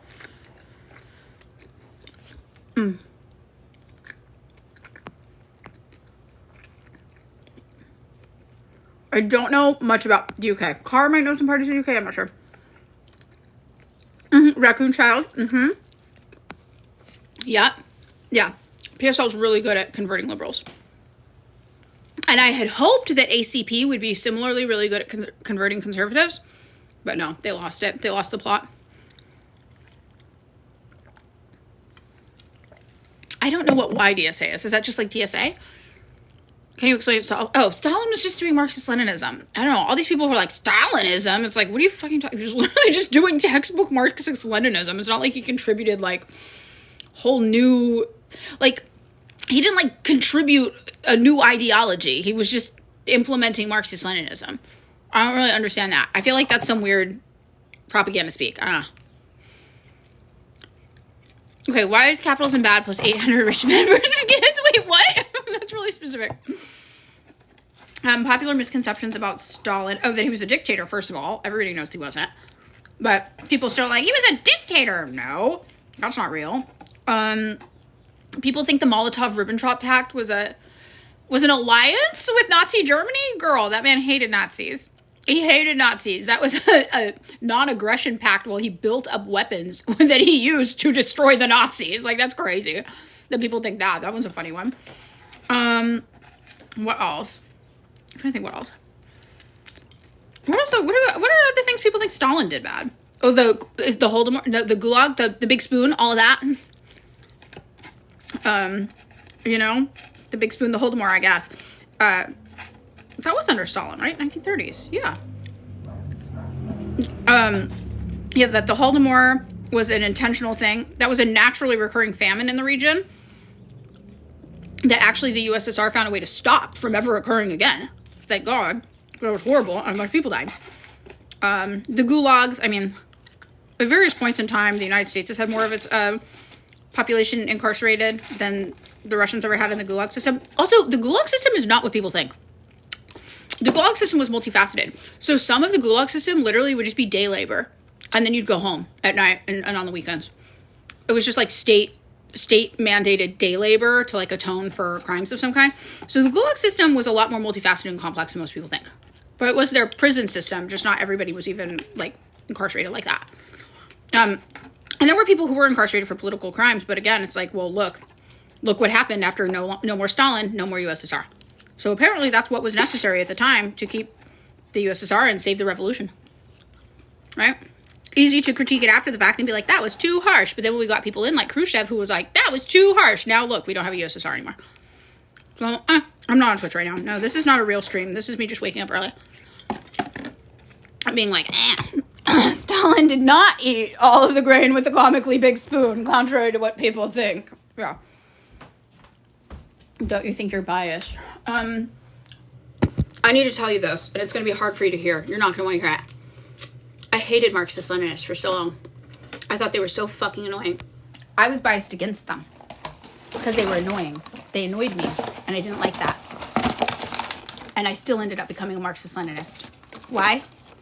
Because I like being right, and they were always right. So, yes, I am biased in the opposite way. I was trying to hate all this shit and be like, no, and I still couldn't because they were correct. So, I would have called myself just like a non-denominational Marxist. I was in an org that was kind of like non-denominational Marxist org, though. That's quite a why for a while. So even after I was like, oh man, the Marxist-Leninist, that's the one, that's what I am. I still would identify as a non-denominational just because that's the org I was in. But I'd call, I was an anarchist when I was younger, so anarcho-communist, syndicalist, anarcho-communist, whatever. And then I had a period where I was just like, oh, I'm a general Marxist. And my podcast co-host still does the same thing. That's what we both used to just be like, I'm a general Marxist. And you'll see David still just calls himself a general Marxist. Not necessarily an orthodox Marxist, just like a general Marxist. And for me, I was like, well, the conditions that are necessary for a revolution are going to be different everywhere. So like Marxist-Leninism, that worked in Russia. What if something different works where we are, right? I need to be open-minded and flexible. That was my mindset. But then I'm just like, it's always been Marxist-Leninism, just with a variety added on top of that, so this is stupid. And then I gave that up. And I think in retrospect, for a while, I was a Maoist, but I wouldn't call myself a Maoist. But I was definitely on some Maoist shit. Because I was like, I don't know about China. And that was until around 2008, 2010. And then around that era, I actually worked a job, and I've told this story before. It was a normal guy at a job who was like, you're fucking weird about China, and you need to knock it off. And I was like, oh, shit. And he wasn't even a Marxist or anything. He was just like, you're real weird about China. And that made me change that opinion. Am I still doing what? I've never done tattoos in my life. Never in my life have I done that. Yeah, vote for Ramsey Robinson. Do it. Yeah, I would not recommend joining a Marxist or a Maoist org. They're kind of just spoilers. I think anybody who's standing in the way of getting shit done, I don't have time for that. I don't have time to join a social club. You know what I mean? And to me, who gets shit done? Who's got shit done? Who's made actual changes in the world in the name of socialism? Who? A genuine open question. The USSR, Marxist-Leninist. China, Marxist-Leninist. Vietnam, Marxist-Leninist. The Black Panther Party, Marxist-Leninist. Cuba, Marxist-Leninist. They're all Marxist-Leninist. Marina Lita, Spain is the only one that's not explicitly Marxist-Leninist, and that's just a small town. So, I don't have time to join a social club. My schedule doesn't allow for that. So, I want to join something that works. Marxist-Leninism works. Yeah, social democracy is just capital. It's just nice capitalism.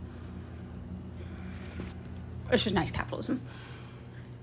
What a tanky is, it's the same way that Republicans use the word woke to describe liberals. Liberals use the word tanky to describe Marxist-Leninists. It's really embarrassing. They're just like, oh, you with all your tanky shit.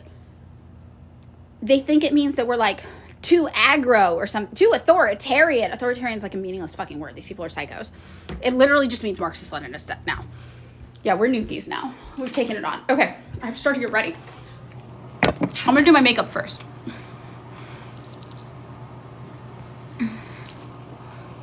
Chavez was a Marxist-Leninist. I was worried about China. I was just like, well, after the Deng reforms, blah, blah, blah. I was stupid. I was a stupid person for saying that.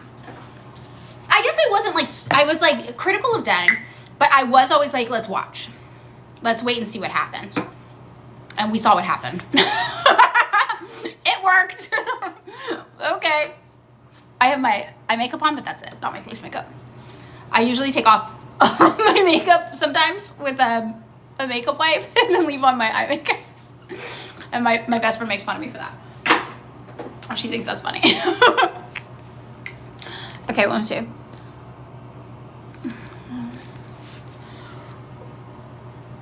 Yeah, I say I never admit when I'm wrong. I admit when I've been... The problem is that I learned to stop talking about things I didn't know about.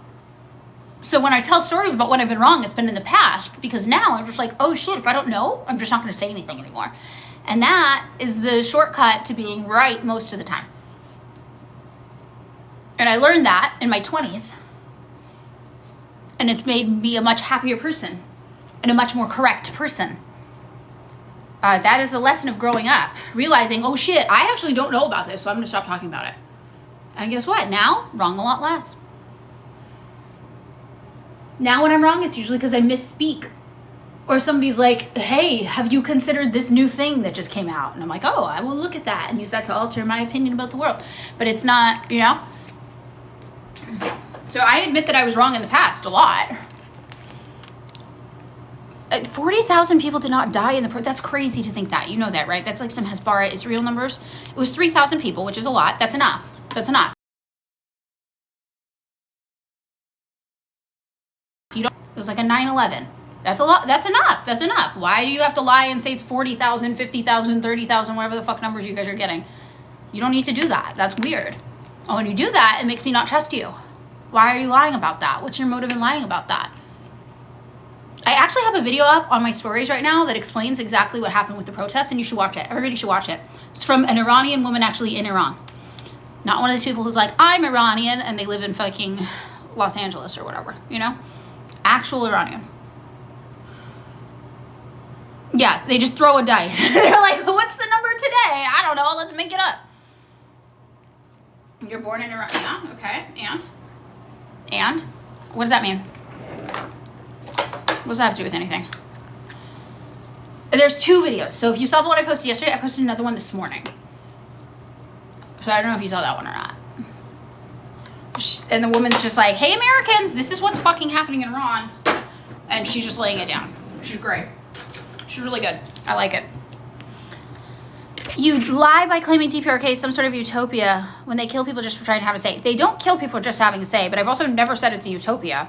That's some liberal shit. You guys use the word utopia. Marxist-Leninists do not believe utopia is real. We would never call something utopia.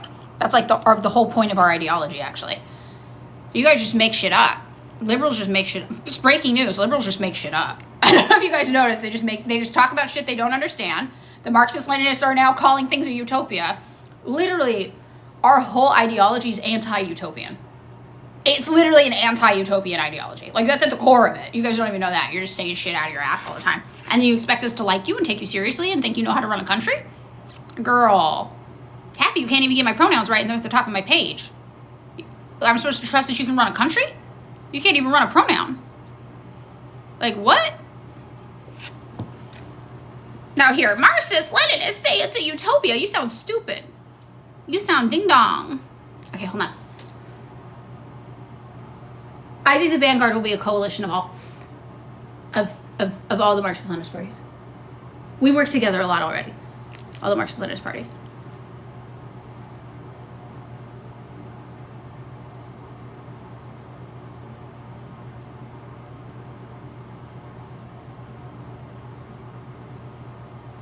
Neat.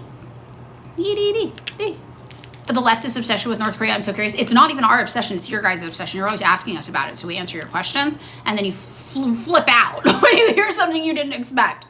That's it. I'm not even obsessed with North Korea, but you guys are. So you are just always asking questions about North Korea, and I'm like, fuck, we're talking about North Korea again. Okay, it's not like I'm not going to answer. I'm going to answer. But yeah, it's you guys.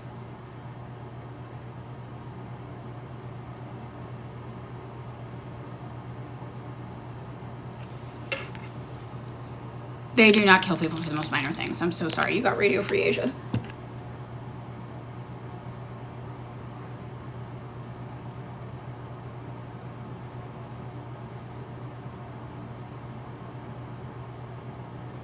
You got Radio Free Asia. Oh, you are? Oh my god, yay, congrats. Censorship, I don't know what you're talking about in the Eastern Bloc. What do you mean? It sounds like you're asking about something specific, but I don't know what the specific thing is you're asking about. What do you mean? Yeah, it's okay if you ask. It's okay if you ask. I don't mind talking about it. I don't mind. But yeah, it's not.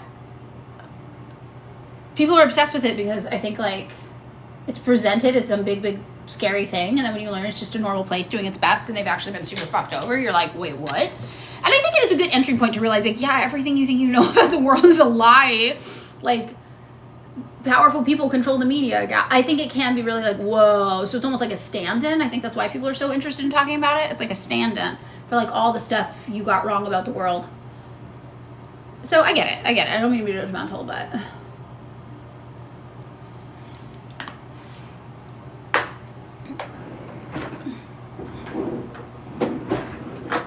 Okay, I have to change now.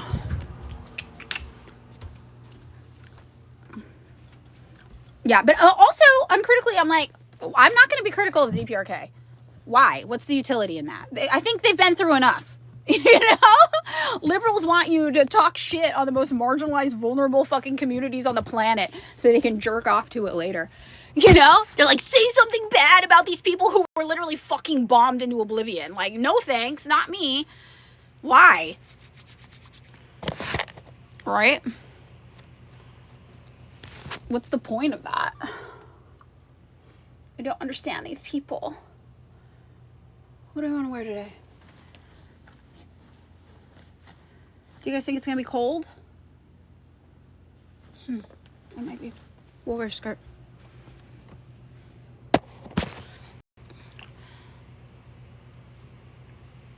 Closet Wi-Fi, closet Wi-Fi.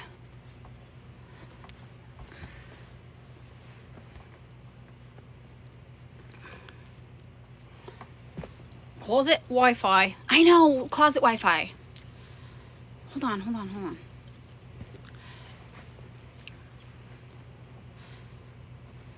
Crash. Okay, hold on.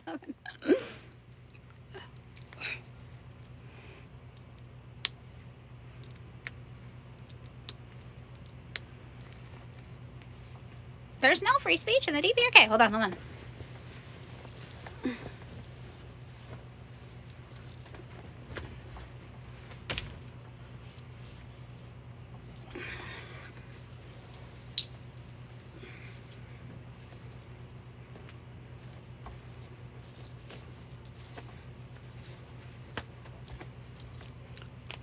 Okay. We've done it. We've gotten dressed. Thank you. Oh, it's Fuck Off Friday! Oh, I forgot. Okay. Hold on. Shoes.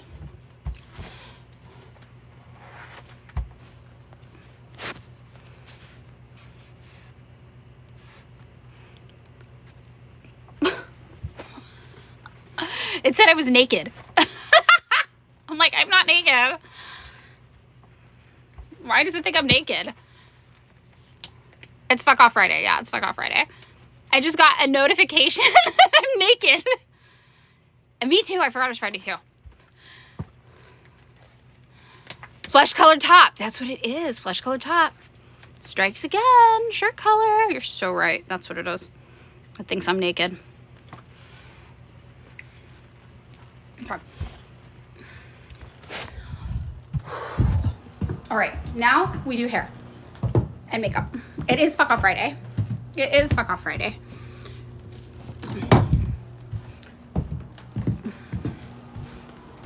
Okay.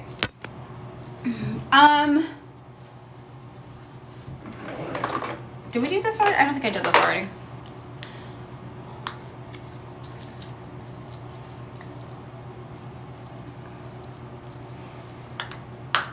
Taiwan, it's a part of China.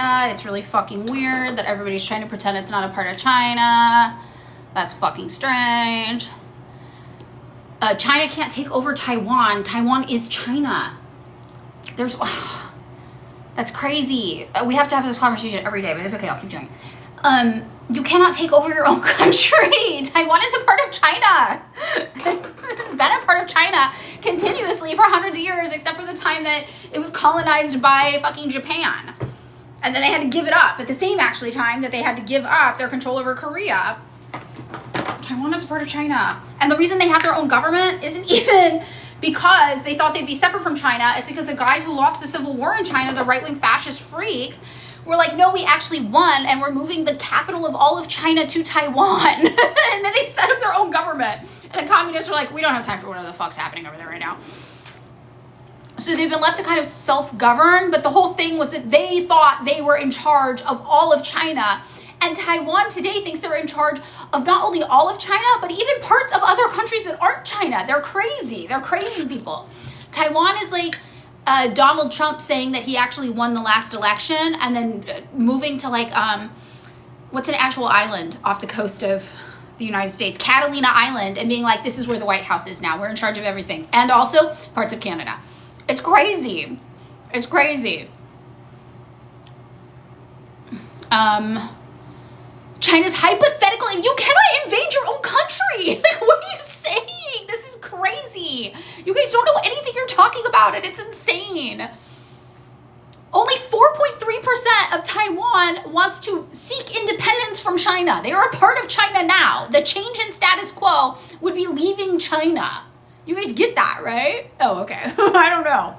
Red fascist, fucking idiot. Communists are the only people who defeated the fascists, you fucking idiot. I already have a restriction for nudity. I might as well go in for bullying, too. You fucking dumbass. You're so stupid. You see, the people who are bad and the people who defeated them, the people who killed the bad guys, people who committed the fucking Holocaust, and the people who are like, that's bad, die. These people die, okay? Die. And then these people are like, yay, let's double everybody's life expectancy and teach them to read. And then you're like, these two things are the same. You are dumb. You are so dumb. Like, what? That is stupid. I can't keep pretending like you guys aren't fucking stupid. Red fascist, shut up. You're dumb. You're embarrassing yourself and you don't even know it. Ah! Who's the grifter? No, I don't think Iran will. I think it'll be a bad war. I think it'll be like Iraq.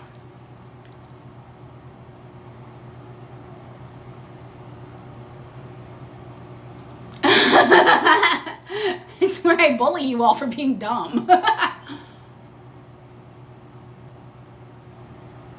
It's where I get out all my rage from the week.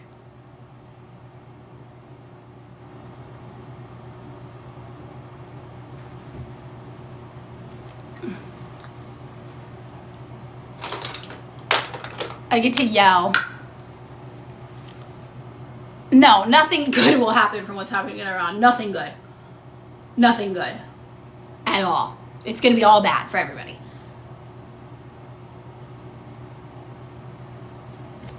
It's horrible. Get all the Trotskyists out now. Or make them let me interview them.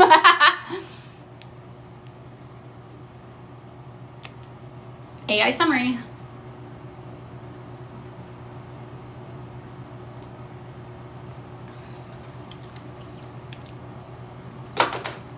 I've never played Guitar Hero, which is weird because I do like video games, but I've never played Guitar Hero.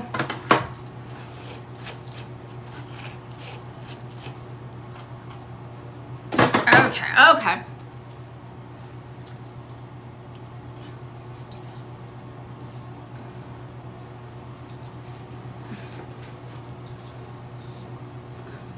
What do we think? Can we make this cute? Can we save this hair?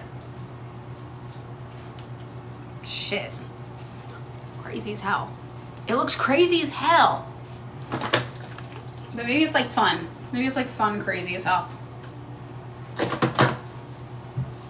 Okay. Oh, it's not bad. Haha. Are there video games that are communism? Yeah. North Korea has like internet gaming cafes and shit. It's cute as fuck.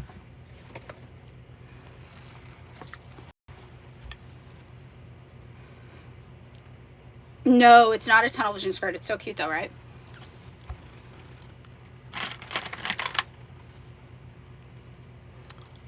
You just Googled the territorial claims of Taiwan? It's so fucking funny, right? These people are insane. And it's like such a small percent of the population who even supports that. I have played Disco Elysium, yes.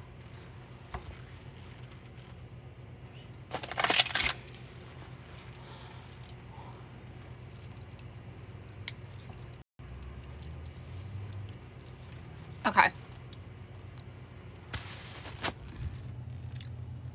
We did something. We look okay. Any teeth? Yeah, no, we're fine. We're fine. Okay, rings and bracelets. Hold on. Yeah, I can show a picture. Yeah. Uh-huh. Yeah. There's pictures on the internet of me, like on Pinterest a lot with my head shaved too. Like literally if you go on Pinterest and you search shaved head, you'll probably find pictures of me pretty fast. There's a lot of pictures of me on Pinterest.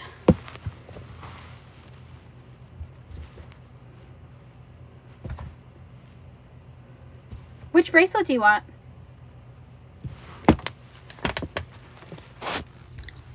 Wait, Frostpunk. It's a city builder video game at a tundra. Oh, that sounds fun.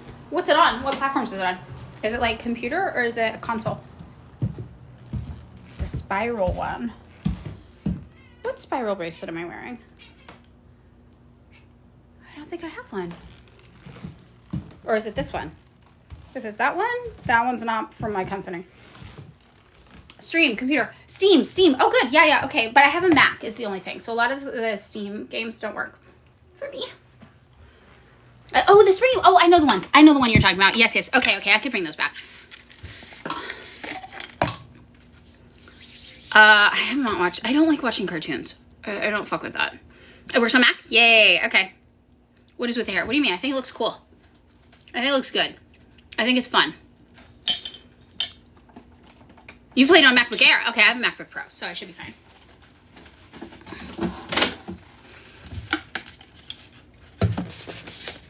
Fun Hair Friday. I think it's cute. I think, you know, I could also braid these, and that would be more. Maybe I'll braid those. That'll be interesting. Yeah, you saw me on Tumblr. I was all over Tumblr. Yup. Yeah. Am I? Well, your mom did a lot for the world. She had kids, right? So I'm not having kids. So instead I just yell at you guys on the internet. That's the thing they don't tell you. When you don't have kids, you got time to yell at strangers on the internet all day for fun before you start work. Ha ha! So who really won? Right? Who really won?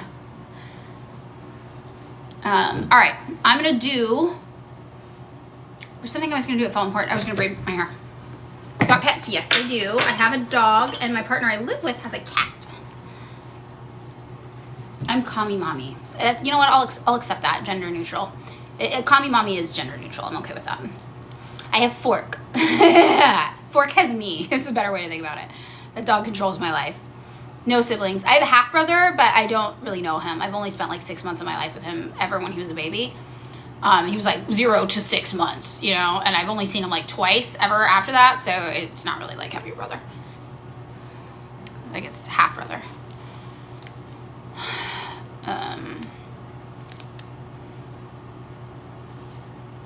Don't braid?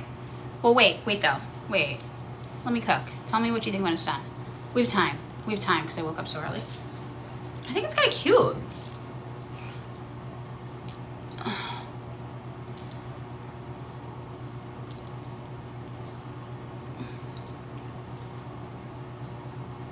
It's sad your dad didn't introduce you guys more. Nope, not what went down. Not like that, babes. My stepmom was an insane person. And a bunch of crazy shit happened. And she wouldn't let my dad see my little brother. And then by the time we were able to start seeing my little brother, he was a violent white supremacist. And then my dad tried to unpropagandize him from being a violent white supremacist. And I think he did all right. But yeah, it was crazy. It was crazy. My stepmom's not a good person. And she ended up marrying somebody, sorry if he sees this, I don't know, your mom, whatever, you can love your mom, I don't love your mom. She was fucked up to me when I was a little kid. Yeah. I love my dad. My dad's the best person on the planet. So I would say emotionally I'm close with my dad, but we both have ADHD, so we don't talk a lot. We forget about talking to each other. Did that radicalize me? No. No, I mean, by the time I saw him, I was already like 20 something. And I was like, oh shit, this is fucked up. He's a lot younger than me. He's over a decade younger than me. I think. Spammy answers. That's okay. We all understood. You were feeling like desperate. I think that's why we were like, okay, you need a timeout, but we're not mad at you. We understand. Step-parents are always not together. I don't know. I've had some really good stepdads. I've been lucky, and I've had some really good stepdads. I had one stepdad who was awesome. Great. Like, I love that man. He was so good. What radicalized me? 9/11. You think the unbraided adds to the crazy, but the breads look good. Bigger clip. I don't have a bigger clip. This is the biggest clip I got. How do you come back to the argument of North Koreans who escaped North Korea? Are they fabricated? A lot of them are, yeah. It depends on the person. I always ask what person, because it depends on the person. So a lot of times there'll be people saying very normal things about how horrible the fucking conditions were in the 90s during the famine. But then it's like, yeah, and the United States exacerbated that issue. You know that, right? Like, we caused that and exacerbated that. It was a natural disaster, but it was exacerbated by the fact that we stole half their country from them, left them with areas that were not productive for farmland, and then would not lift a blockade against them to allow them to trade to import food. Like, that's us, you know? So some people will just talk about that and you're like, yeah, that's real. But other people, they'll be like Yeonmi Park and you're like, babe, nobody fucking believes that. Yeonmi Park is a grip. Like, no, nobody talks about Yeonmi Park. That's not real.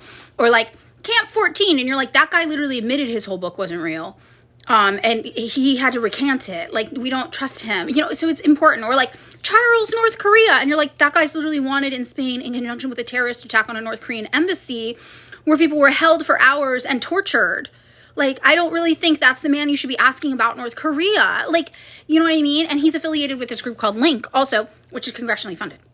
So I'm like, what is happening? So that's why I always ask, who? Now, I happen to know a lot about these people because I know this whole fucking weird little media circus they're a part of. So when someone tells me who they're listening to, I can tell them exactly what's going on with that person. So it might take you some time to get to that point, but you can look it up. Vote for Condoleezza Rice. Did Condoleezza Rice even run for office? She was like Secretary of State when I was a kid, right? They just have to get an exit visa. That's common in a lot of places destabilized. She was the Secretary of State. Yes. I don't think you don't run for Secretary of State. What was she elected into office as? Was she like in the Senate or something? No, she was a National Security Advisor. She was never in an electable role. You can't dress in North Korea. Everybody's naked. It's a nudist colony now. New liberal talking point about North Korea just dropped. That's how Kim Jong-un inspects all the breast implants to see if they're unsocialist. Yeah, I saw that Christine Noem was booted.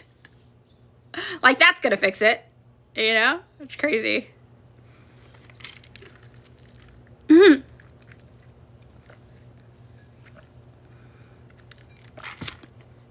Maybe people would like it more. LMC Forever's trying to pick a fight with you over DPRK, also radically anti-capitalist. Probably not. I don't know who that is, but probably not. They're probably not anti-capitalist. They're probably this thing we call compatible left, which is where you're theoretically hate capitalism, but then you also never say anything positive about socialism. And it's like, okay, whose side are you on? It's very much like, hey guys, the cool way to be an anti-capitalist is to make sure you don't ever do anything that threatens the U.S. government's hegemony. It's like the most bullshit thing you'll see people do. It's fucking crazy, honestly.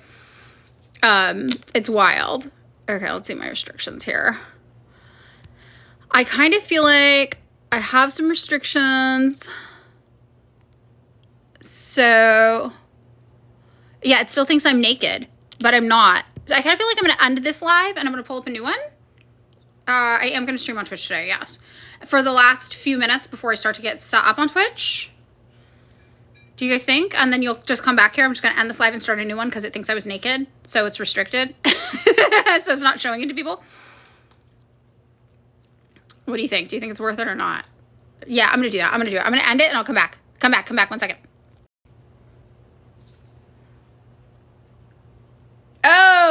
Oh, he's connected. This one. Okay. This is his job. And look, you guys are not going to believe this. This is so fucking cool. This is him. What's that? Ukraine flag?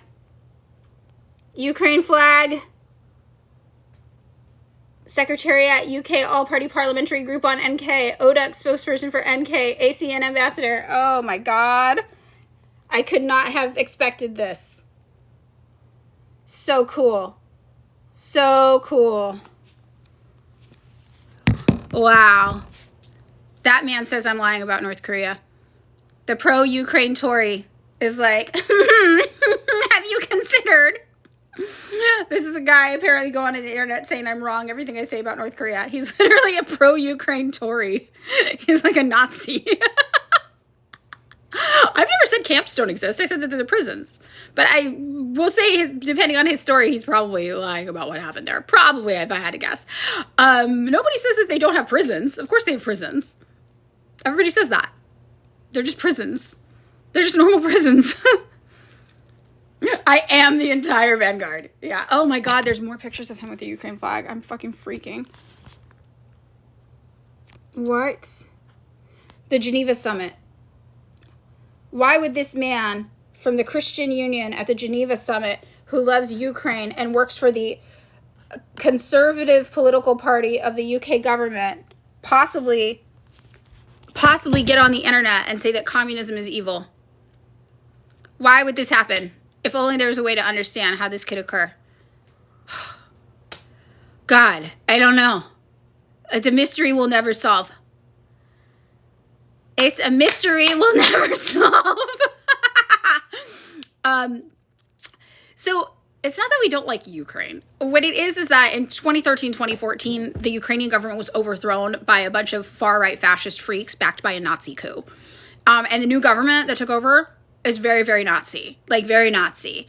They built statues honoring Nazis. They put Nazis on fucking postage stamps. They made it illegal to have left-wing politics, to be a socialist, to be a communist in Ukraine. And then the Nazi elements of their army started trying to ethnically cleanse people who weren't Ukrainian from Ukraine. And then those people were like, holy shit, this is fucked. And they tried to secede from Ukraine, and then Ukraine wouldn't let them. Yeah. Anybody who's like got the Ukraine flag and they're like, I love it. You're like, Jesus fucking Christ, man. Those are people who built statues honoring Nazis. What are you doing? It's really, really wild. And they're backed by Israel, obviously. And they say they want to be like the next Israel in their region. Yay, thank you. I'm glad you liked the podcast. Yeah, they're like, we want to be the next big Israel. Ukraine. You ever wonder why the United States government suddenly cares so much about Ukraine? Because we love Nazis. We love Nazis. No, how many new vehicles have got it? No, I haven't. Do you think we could actually vote for Ramsey? Yeah, just do it. Fuck it. Just do it. Why not? Just do it. There's a primary. There's a fucking primary even. Just do it. Yeah, the people with the Palestinian flags and the Ukraine flags drive me insane as well. I'm just like, Israel is literally backing Ukraine. What are you doing? What are you talking about? It's crazy. It's crazy. Oh, my hair's fading in reverse. Nice. Ramsey. It's 100% Ramsey. It's 100% Ramsey. You registered Peace and Freedom! Yay! And if you guys aren't sure if you're ready to vote socialist yet, registering to vote Peace and Freedom in California still does help because it helps secure ballot access. I'm a volunteer with Peace and Freedom Party, just so everybody knows. So it helps secure ballot access for future elections. And you can still vote for whoever you want, but even just registering to vote Peace and Freedom helps us a lot. And it is the fastest growing political party currently in California. I'm happy to report. Yeah, do it. Do it. Free me. All right. What went wrong in Russia? What do you mean? With the USSR? If Ramsey loses, how bad is that? It's not, you get a primary. You know? The thing is, the Democrat and the Republican presidents, governors in California are like the same, exactly the same. Like, do you remember fucking Schwarzenegger? You guys might not. I was old enough to remember Schwarzenegger and Newsom are like the same. Like, very little changed, like, under Schwarzenegger and Newsom. California Democrats and California Republicans are the same. The California Republicans know they can't go too far right, and the California Democrats know they can't go too far left because of business. So California Republicans know they can't go too far right because everybody at least knows a gay person here, right? And everyone likes abortion, so they're never getting rid of those things. And the California Democrats can't go too far left because they're getting paid by major corporations to continue to pass super, super pro-corporate bills. So they end up just being basically the same. Right? Yeah, we had the governor. Yeah, uh-huh. So, I just vote for Ramsey. as a liberal hellscape. We're living in the liberal hellscape. And I always try to tell people in the rest of the country, we're like, you don't get it, you live in California. I'm like, babe, I get it because I live in California. I get it because I'm Californian. Consider me sent from your future. Okay, 10 years, what happens? You elect all Democrats to be in charge of your state legislature and to be your governor. What happens? Me is what happens. You're like, holy shit, these people didn't do anything. And now 30,000 more people are homeless, and we just tied with Louisiana for the highest rates of poverty in the country. That's what happened. That's what happened. That's what they do. They don't do shit. So just skip it and just go straight to socialism. You don't need it. I give off rich hippie. That's funny because I am broke crust. Not rich hippie. I wish. They seem happy, don't they? They seem fucking happy. Vote Democrats. Oh, your people are still homeless? Shocking. Yeah, exactly. They don't give a fuck about us. They haven't been doing anything for years. Exactly. I don't know anything about Nick Fuentes. I saw a video of him talk once, and I was like, this guy's a little fucking weird loser. He's a little twerpy vibe. And everyone was like, yeah, he's like incel core. And I was like, shit, I get it. I really fucking hate this guy. I would want to punch him in the face. And he looks like he'd go down. Like, he looks like I could take him out, which is pretty shocking because I'm like 5'2", you know, 5'2", 5'3". Like, I'm little. So the fact that I could beat that guy up, I see why he's always whining on the internet. He's got problems. He's got a lot of problems. And everybody probably wants to beat him up too. Yeah, 5'2" and a half. Oh my God, I got another restriction for harassment and bullying. Because I said he looks like I could beat him up? Ugh. I'm censored. They hate free speech. Yes, I went to college. Yes, I graduated college with honors. For bullying Fuentes! Ugh. I cannot catch a break. First I'm naked, and I'm not even naked, and then I get a restriction for bullying fucking Nick Fuentes.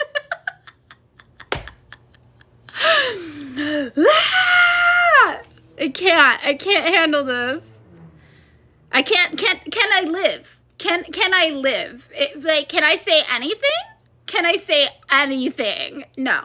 So many people are like, you don't have free speech in North Korea. I'm like, I don't fucking have free speech here. I bet I could go to North Korea and talk about bullying Nick Fuentes all day long. They'd probably love it. They'd probably be like, more. Right? They would love it. Ugh. Crazy. Information about the geographical distribution of the Korean Peninsula. Do you mean like the topography? Like how the northern half of Korea is 80% rugged mountainous terrain? Or do you mean like the soldiers dividing it in half? I'd still be on TikTok live in North Korea. Well, we don't even have the same TikTok that the rest of the country has. We have our own special American held TikTok owned by the CIA. So no, North Korea, I'd be on a North Korean social media app. Hello? Like farmland. So it's talked about a little bit in books about the Korean War. So you can talk about, you can read any of the books I recommended yesterday about the Korean War, Selling the Korean War, and The Hidden History of the Korean War. They do talk about it a little in there. That's not what the whole books are about, and it is annoying because I can't remember exactly what pockets are going to be in there, so you just have to read the whole books. But it is really interesting, and I do recommend you read the whole books anyway, both of the books anyway, so, yeah. It crashes when you watch leftist content but plays right-wing. I mean, it's fucking obvious. It's literally the day of that, all my videos started getting fucked with. It's crazy. The day of the sale, like the day after the sale or whatever. The original ByteDance TikTok was so much better. Yeah, the worst time it's crazy. It's crazy how bad it is. I should have just stayed on my original live because now it's restricted to fewer people. I got greedy. How do you get involved in orgs when you work full-time and studying? You feel like a bad communist. You're not. Do you work full-time and go to school full-time? Is that what you mean? Or do you mean like studying for the org? Yeah, my For You page is all just fucking TikTok shop. So I started just tagging random items from my store in my videos, political videos, and they get more traction. And it literally tells you, hey, this video is getting pushed more because you're doing a product. So if any of you guys have political content you want to make, feel free to tag tunnel vision items even if you're not wearing them. I don't care. I'll just be fine with it because I manage the TikTok account for tunnel vision most of the time. You can just tag them and it'll get more traction. I tried a test and it worked. It worked. So just do it. Yeah. So if you ever have anything political that you feel like is urgent, tag it as TikTok shop for tunnel vision items. It'll do it. Oh yeah, you don't even have to though. Even if you don't have a necklace, just tag it and we'll pretend like, I think you can still just tag it even if you didn't buy anything. I think. I don't know. But test it. Do it. Feel free to do it. Because it did work for me. So, Someone tried to tell you Cuba is bad because of comedy. They say that. They're crazy people. You totally have a necklace. Okay, good. Yay. Then you can maybe tag it. Yeah, you don't have to buy anything to be able to tag the product. Okay, yeah, good. All right, then just do it. Yeah, and then you can tag anything and then it will push it. And there's certain products it pushes more. So let me see if I can see what it is, and then I can tell you. Trump admitted to it. That's what I'm saying. Trump's just saying all the shit out loud that people weren't supposed to say for forever. You know? It's like, we kept that quiet. We didn't do that. And Trump's like, fuck yeah, I've got the CIA in Venezuela. And you're like, shit, dude, I don't think you're supposed to admit that. Okay. Huh. Oh, I have an order to ship. Okay. Let's see. Maybe if I go under marketing, I'm trying to see which ones are like, it will promote it even more. Because there's certain ones where it's like, this item now, if you do it, it'll promote it so much more. Marketing. I'm looking at marketing. It'll be like Iraq. We won't learn anything. We're not going to fucking learn anything.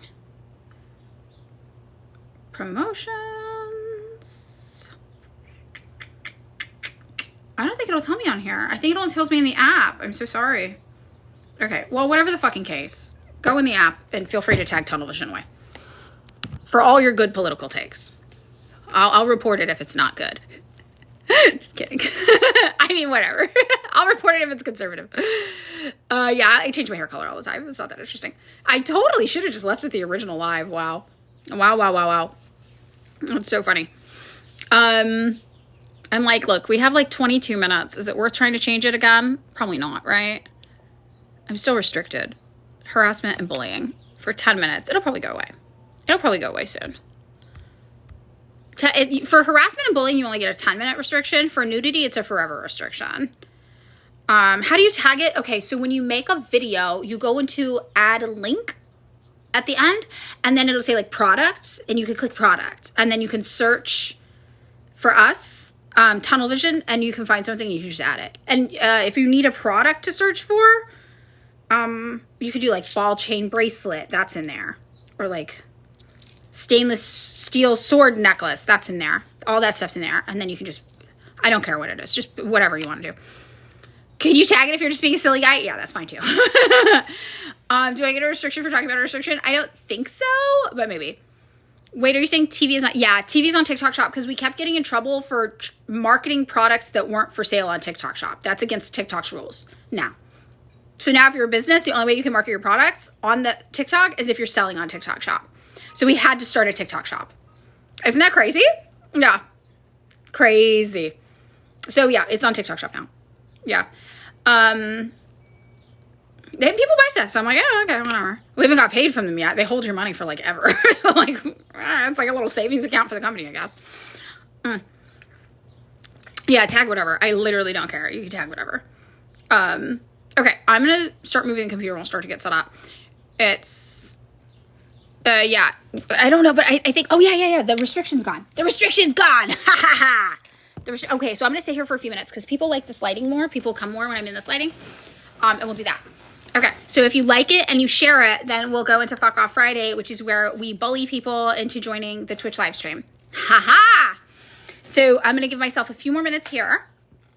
Yeah, Sabrina Carpenter, Matcha Labubu. Thoughts on Danny? Danny has not debunked shit, which is wild. I actually made this thing where I went through Danny's resource list that Danny uses to tell you what to look at. It's like almost 100% government funded. You know that, right? Like it's all, oh yeah, it's Fuck Off Friday. I can be meaner. Okay. So Danny is either a fucking dumbass or a fucking fed. Like there are no other options. This is either the stupidest fucking person on the planet or this is a person who's literally working for the government. I can't figure it out. Because Danny's fucking resource list is like 99% US government sources. Like, you'd have to go out of your way to make a resource list this full of government sources. Like, it's actually fucking insane. We had to bully Danny out of using Radio Free Asia, which is the literal CIA. Which anybody who's like, I'm an expert on North Korea, it's like, then you know what fucking Radio Free Asia is, you dumb bitch. But Danny was just like, right? So I don't know. So either like, or a third one is just does not give a fuck and is just doing rage bait for money. Just like insane takes about North Korea. Somebody told me that recently Danny was talking about how all the children in North Korea are high on meth all the time. I'm like, this person's insane. This is not a fucking verifiable source. Danny, North Korea. It's the most unhinged fucking account on the planet. Also, the person doesn't even show their face. It's the eyes and lips filter over like US government CIA sources. It's the most crazy shit you've ever seen in your fucking life. And they're the first person I blocked when I joined this app because I was like, what the fuck? Like, what is happening here? But now they've gotten popular and they just say the most insane shit you've ever seen. Like, let's make fun of Danny's account on my computer really fast because I'm telling you, it's fucking deranged. Let's see if I can find them. Unless they blocked me. I blocked them on my personal, but not on my work account. So I think I can find them. Hold on. What's their username? Is it Danny EU? Does anybody know? I'm going to search it. I can search it. TikTok, Danny, North Korea. It's an insane account. I found it. I found it. Oh. I'm logged in as me and I have to unblock them.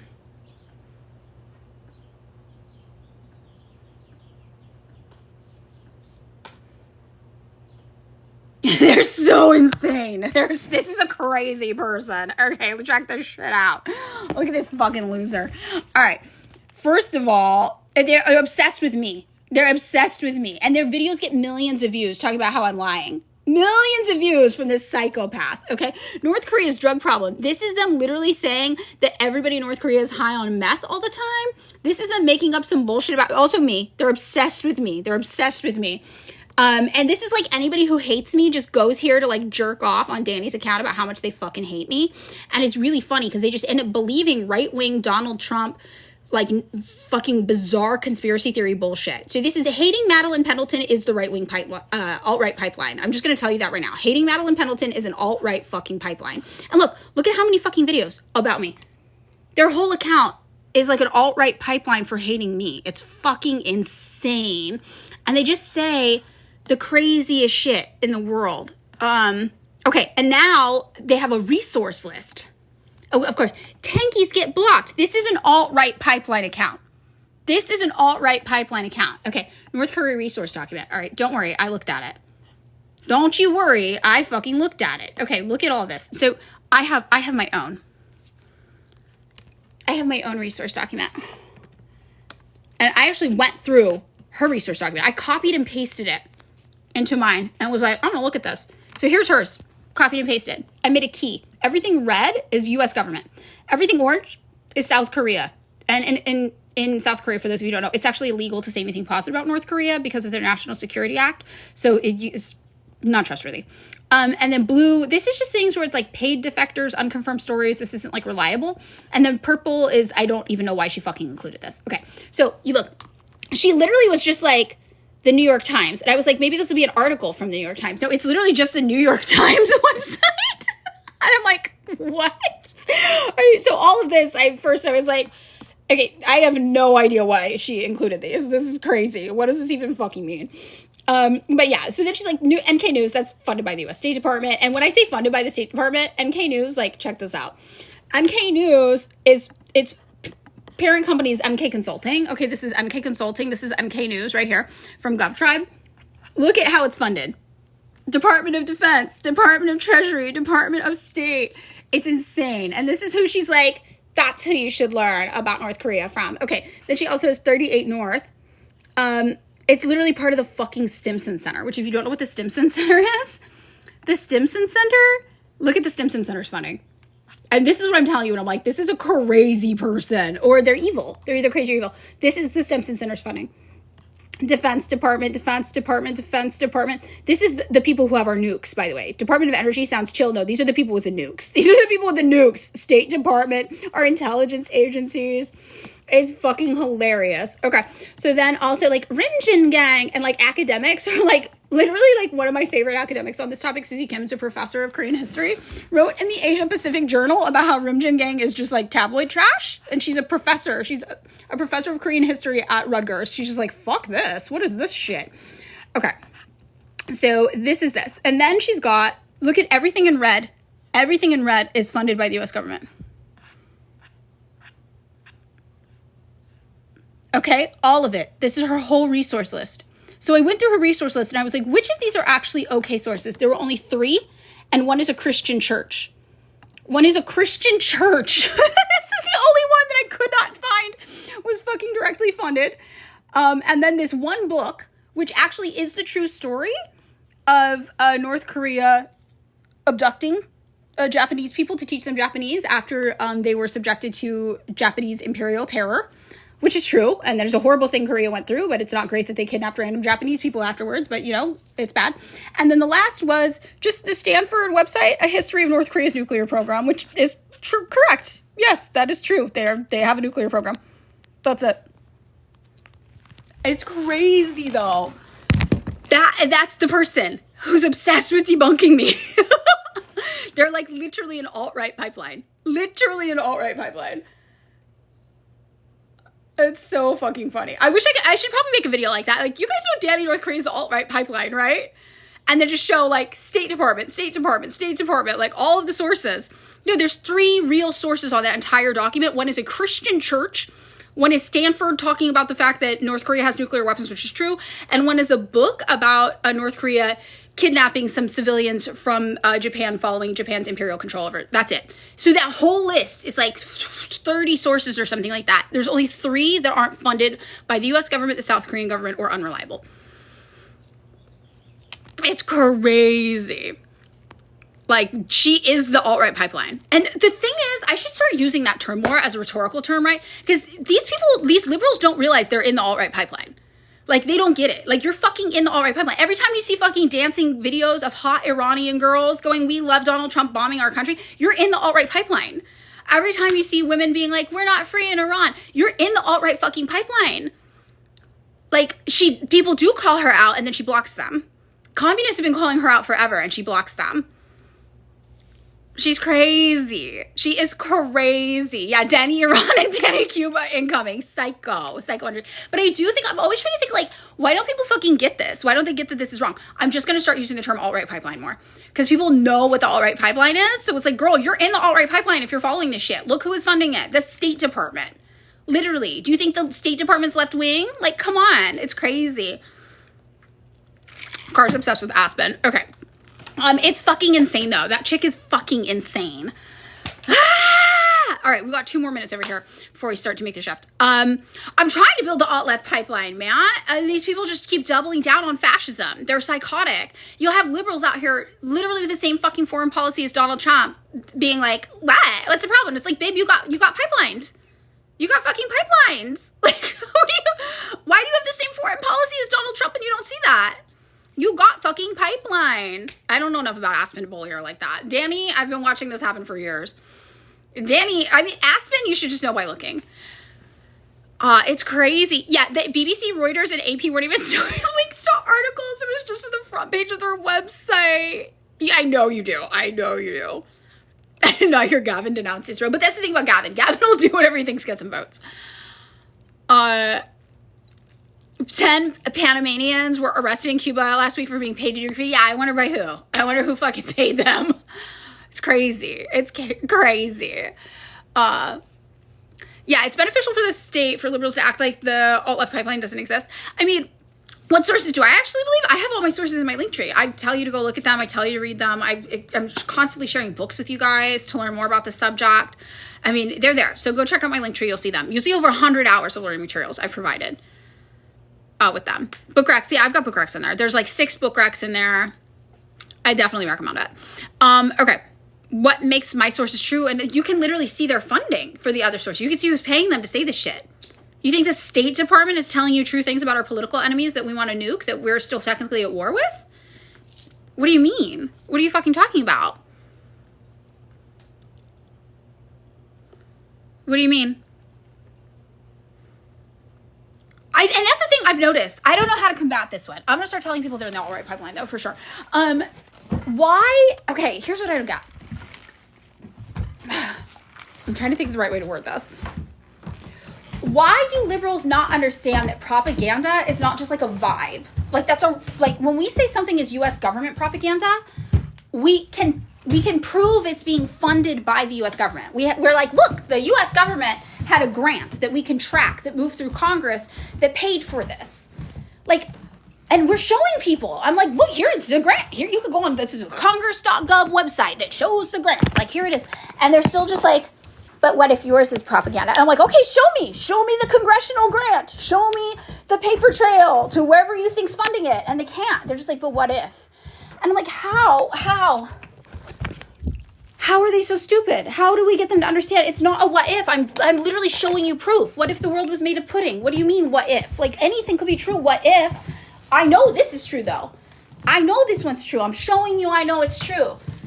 It's fucking crazy.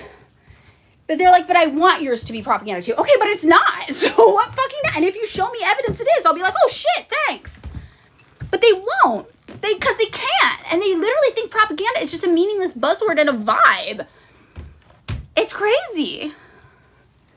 It's absolutely fucking insane, these people. They're so dumb. Go to my link tree. It's in my bio on my page. I have a link tree, and if you scroll down, there's resource documents. And all those resource documents are divided by topics, and they have a bunch of learning materials. It includes book racks. Look at my chin. This is beautiful. I charge my computer. Yes. It's just insane. I mean, it's honestly crazy. These people are dumb. They're dumb as fucking a box of rocks. It's crazy to watch happen.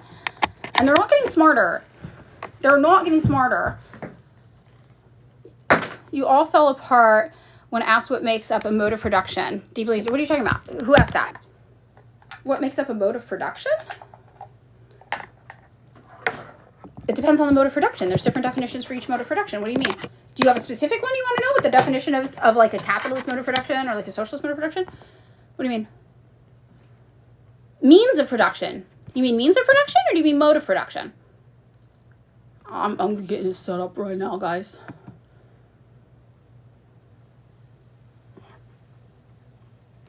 What makes up a mode of production? Okay, we're doing it. There's different qualifications for what each mode of production is. Mean median mode. Oh, you've got a YouTube video.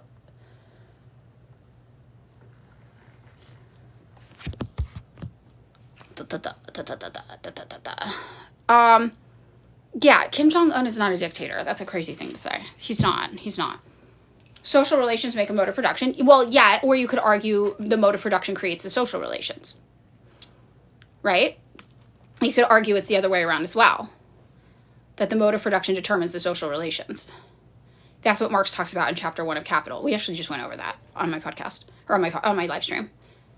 Christian? No, I don't fuck with that guy. That guy's weird as fuck. I do not fuck with that guy. You can't leave North Korea because of the blockade, babe. You know, we do that to them, not the other way around, right? Have you bothered to look at their fucking passport restrictions? Imposed on them by the rest of the world? What?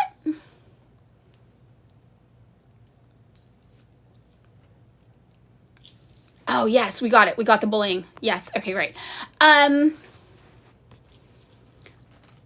Yeah, 200,000 people from North Korea go to China every year alone because China accepts their passport. Russia accepts their passport. They travel places that accept their passport. But most places don't accept their passport, and that's not because of them. Babe, the blockade. I'm just going to start saying that to everybody all the time. Babe, the blockade. Babe. Oh, the YouTube link? Oh, the Ukraine Tory guy. Oh my God, so crazy. So crazy. God, that is interesting though, the person who was like, what makes up a mode of production? It's social relation, but it's also like, I mean, in all of chapter 1 of Capital, Marx is basically arguing the mode of production creates a social relation. So it's like a two-way street, right? A mode of production is a social relation. That's really what, and that's the whole thing about commodity fetishism. It obscures the social relationship right behind the product getting made, right? So where'd that guy go? There's a blockade outside, Diva. Babe. To argue it's like a one-way street and like the social production is what dictates the mode of production, I think that that's short-sighted, because Marx argued in many ways that when you talk about commodity fetishism, that's the whole thing. Like, all of society set up around this product and how it gets made, and that creates your social conditions. But they both go back, you know, I think they both relate to each other.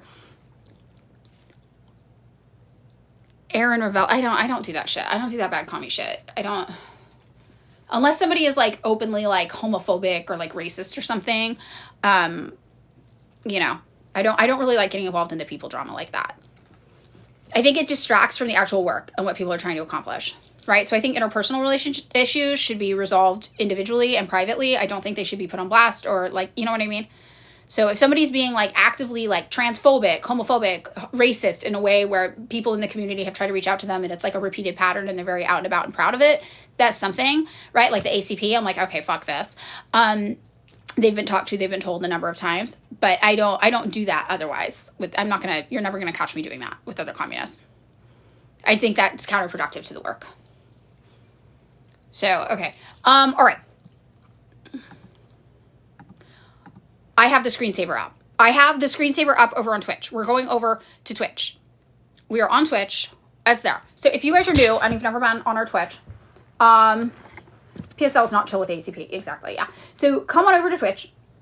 We talk about current events on Twitch. It's Fuck Off Friday, so I have to be mean to you to get you to go over there. Twitch time. All right, so here's the thing. Here's the thing about the world. You guys are stupid. You are fucking stupid. That's how you end up in alt-right pipelines and don't realize it, right? You're fucking dumb. You're dumb. You're dumb. You're dumb as shit. And that's okay. It's not your fault.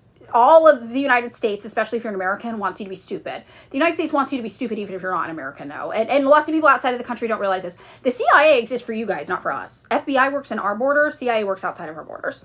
So CIA propaganda is actually for you. And actually Obama passed a fucking law that said that we could now internally consume it as well under his presidency. But it was originally made for you guys, not even for us.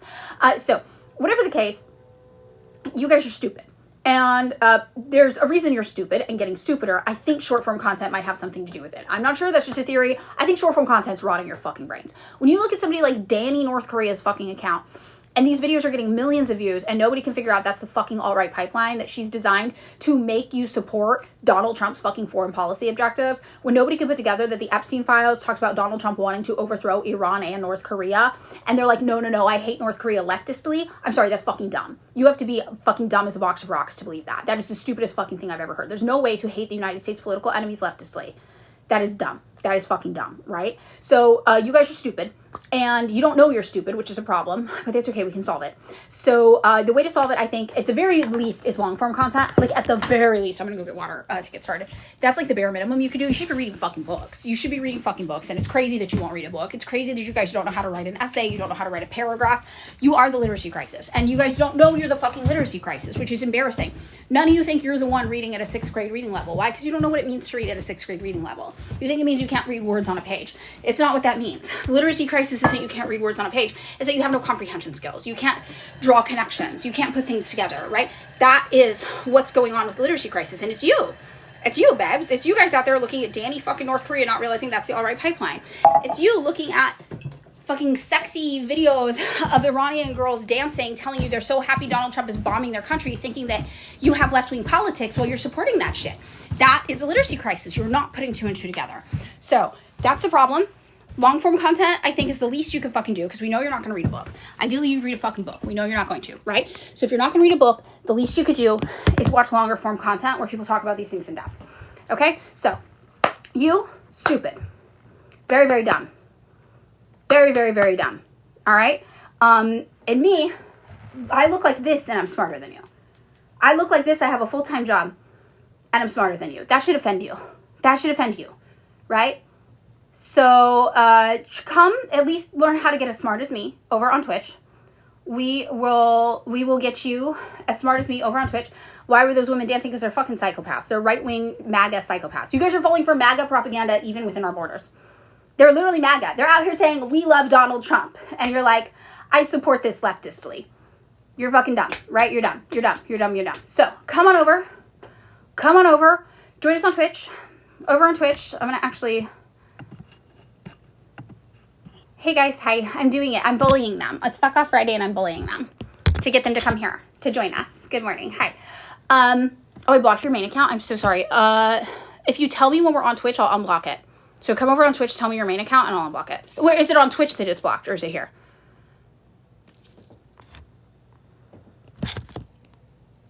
That's funny. Oh, yeah, you think I haven't understood Marx? That's funny. It's really funny. I've been a communist for like 26 years. I don't think I have a problem understanding Marx. Come over. So Twitch is Madeline Pendleton, no underscore. No, you don't have to pay for it. It's free. You can pay for it, but you don't have to. It's free. It's great. I think it's way better. You can show sources. You can talk about things. We do Theory Thursdays where we talk about theory.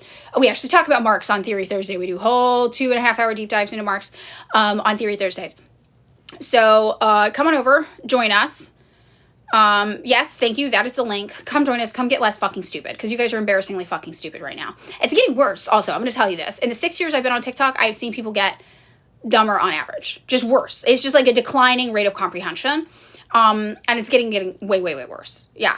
So, it's embarrassing, right? It's embarrassing and something has to change. So come be less stupid. Come be less stupid over on, Twitch. I'm worried. I'm worried about the world. Like, you guys we're cooked, right? We're cooked. Like, there's no resistance. There's no resistance because you guys don't even know what you're supposed to be resisting. You don't even know who your enemies are. Your enemy will show up with a fucking sledgehammer, conk you over the head with it, and be like, fuck you, and spit in your face. And you'll be like, this seems like my friend. That's how cooked we are. That's how fucking cooked we are, right? So that's embarrassing for you. Come at least learn who your real enemy is. At least learn who your real fucking enemy is, okay? It's crazy. It is fun learning. I think it is fun learning. We try to make learning as fun as possible. We do learn a lot. We talk about history things, you know. Yes, I'm the teacher who's had enough. It's Fuck Off Friday. I'm supposed to be meaner, actually. I'm kind of not being mean enough. It's not in me right now. Can you tell I don't have it in me? Yeah. Okay. I'm trying to get meaner. Should I start calling him ugly? You're also ugly. I can't see you, but I know you're ugly. I know it. Do you think that'll work? You're ugly, and you snore when you sleep, and it's really fucking loud, and everybody hates it. Nobody wants to share a bed with you, so you're never going to find love because you're ugly and you snore while you sleep. Is that working? How many people are here? And your feet smell bad, and you don't read. You're illiterate, and your feet smell. What do we got? How many people are in the Twitch chat? It worked. It's working. Okay. Yeah. I'm so sorry. It's okay if you snore. You will find love. I promise you will find love. It's only 181. We need more. Okay. Well, you're stupid. You're ugly. Nobody's ever going to love you. And it's because you don't read books. And we both know you're a loser and you won't read books. We know you're a fucking loser who won't read books. So the least you could do is go watch long form content where someone reads to you. That's how much of a pathetic fucking loser you are. You have to go watch a video where someone reads to you because you won't read shit on your own. That's embarrassing. But that's okay. It's the least you could fucking do, right? It's the least you could fucking do. How are we doing? Are we doing well? What do we got? All the stinky feets, you stay here on TikTok if you're a stinky feet. We don't want you over here. Okay, it's working. All right. We got 200 people there. All right. Yeah, your moms are extremely disappointed in you. You know, they're talking to their friends saying, I should have not had kids. And you pick your nose. What else you guys got over here? You can stay. All right. Okay. I'm hanging up. They're talking to their friends saying, I should have not had kids. And you pick your nose. What else you guys got over here? You can stay. All right. Okay. I'm hanging up.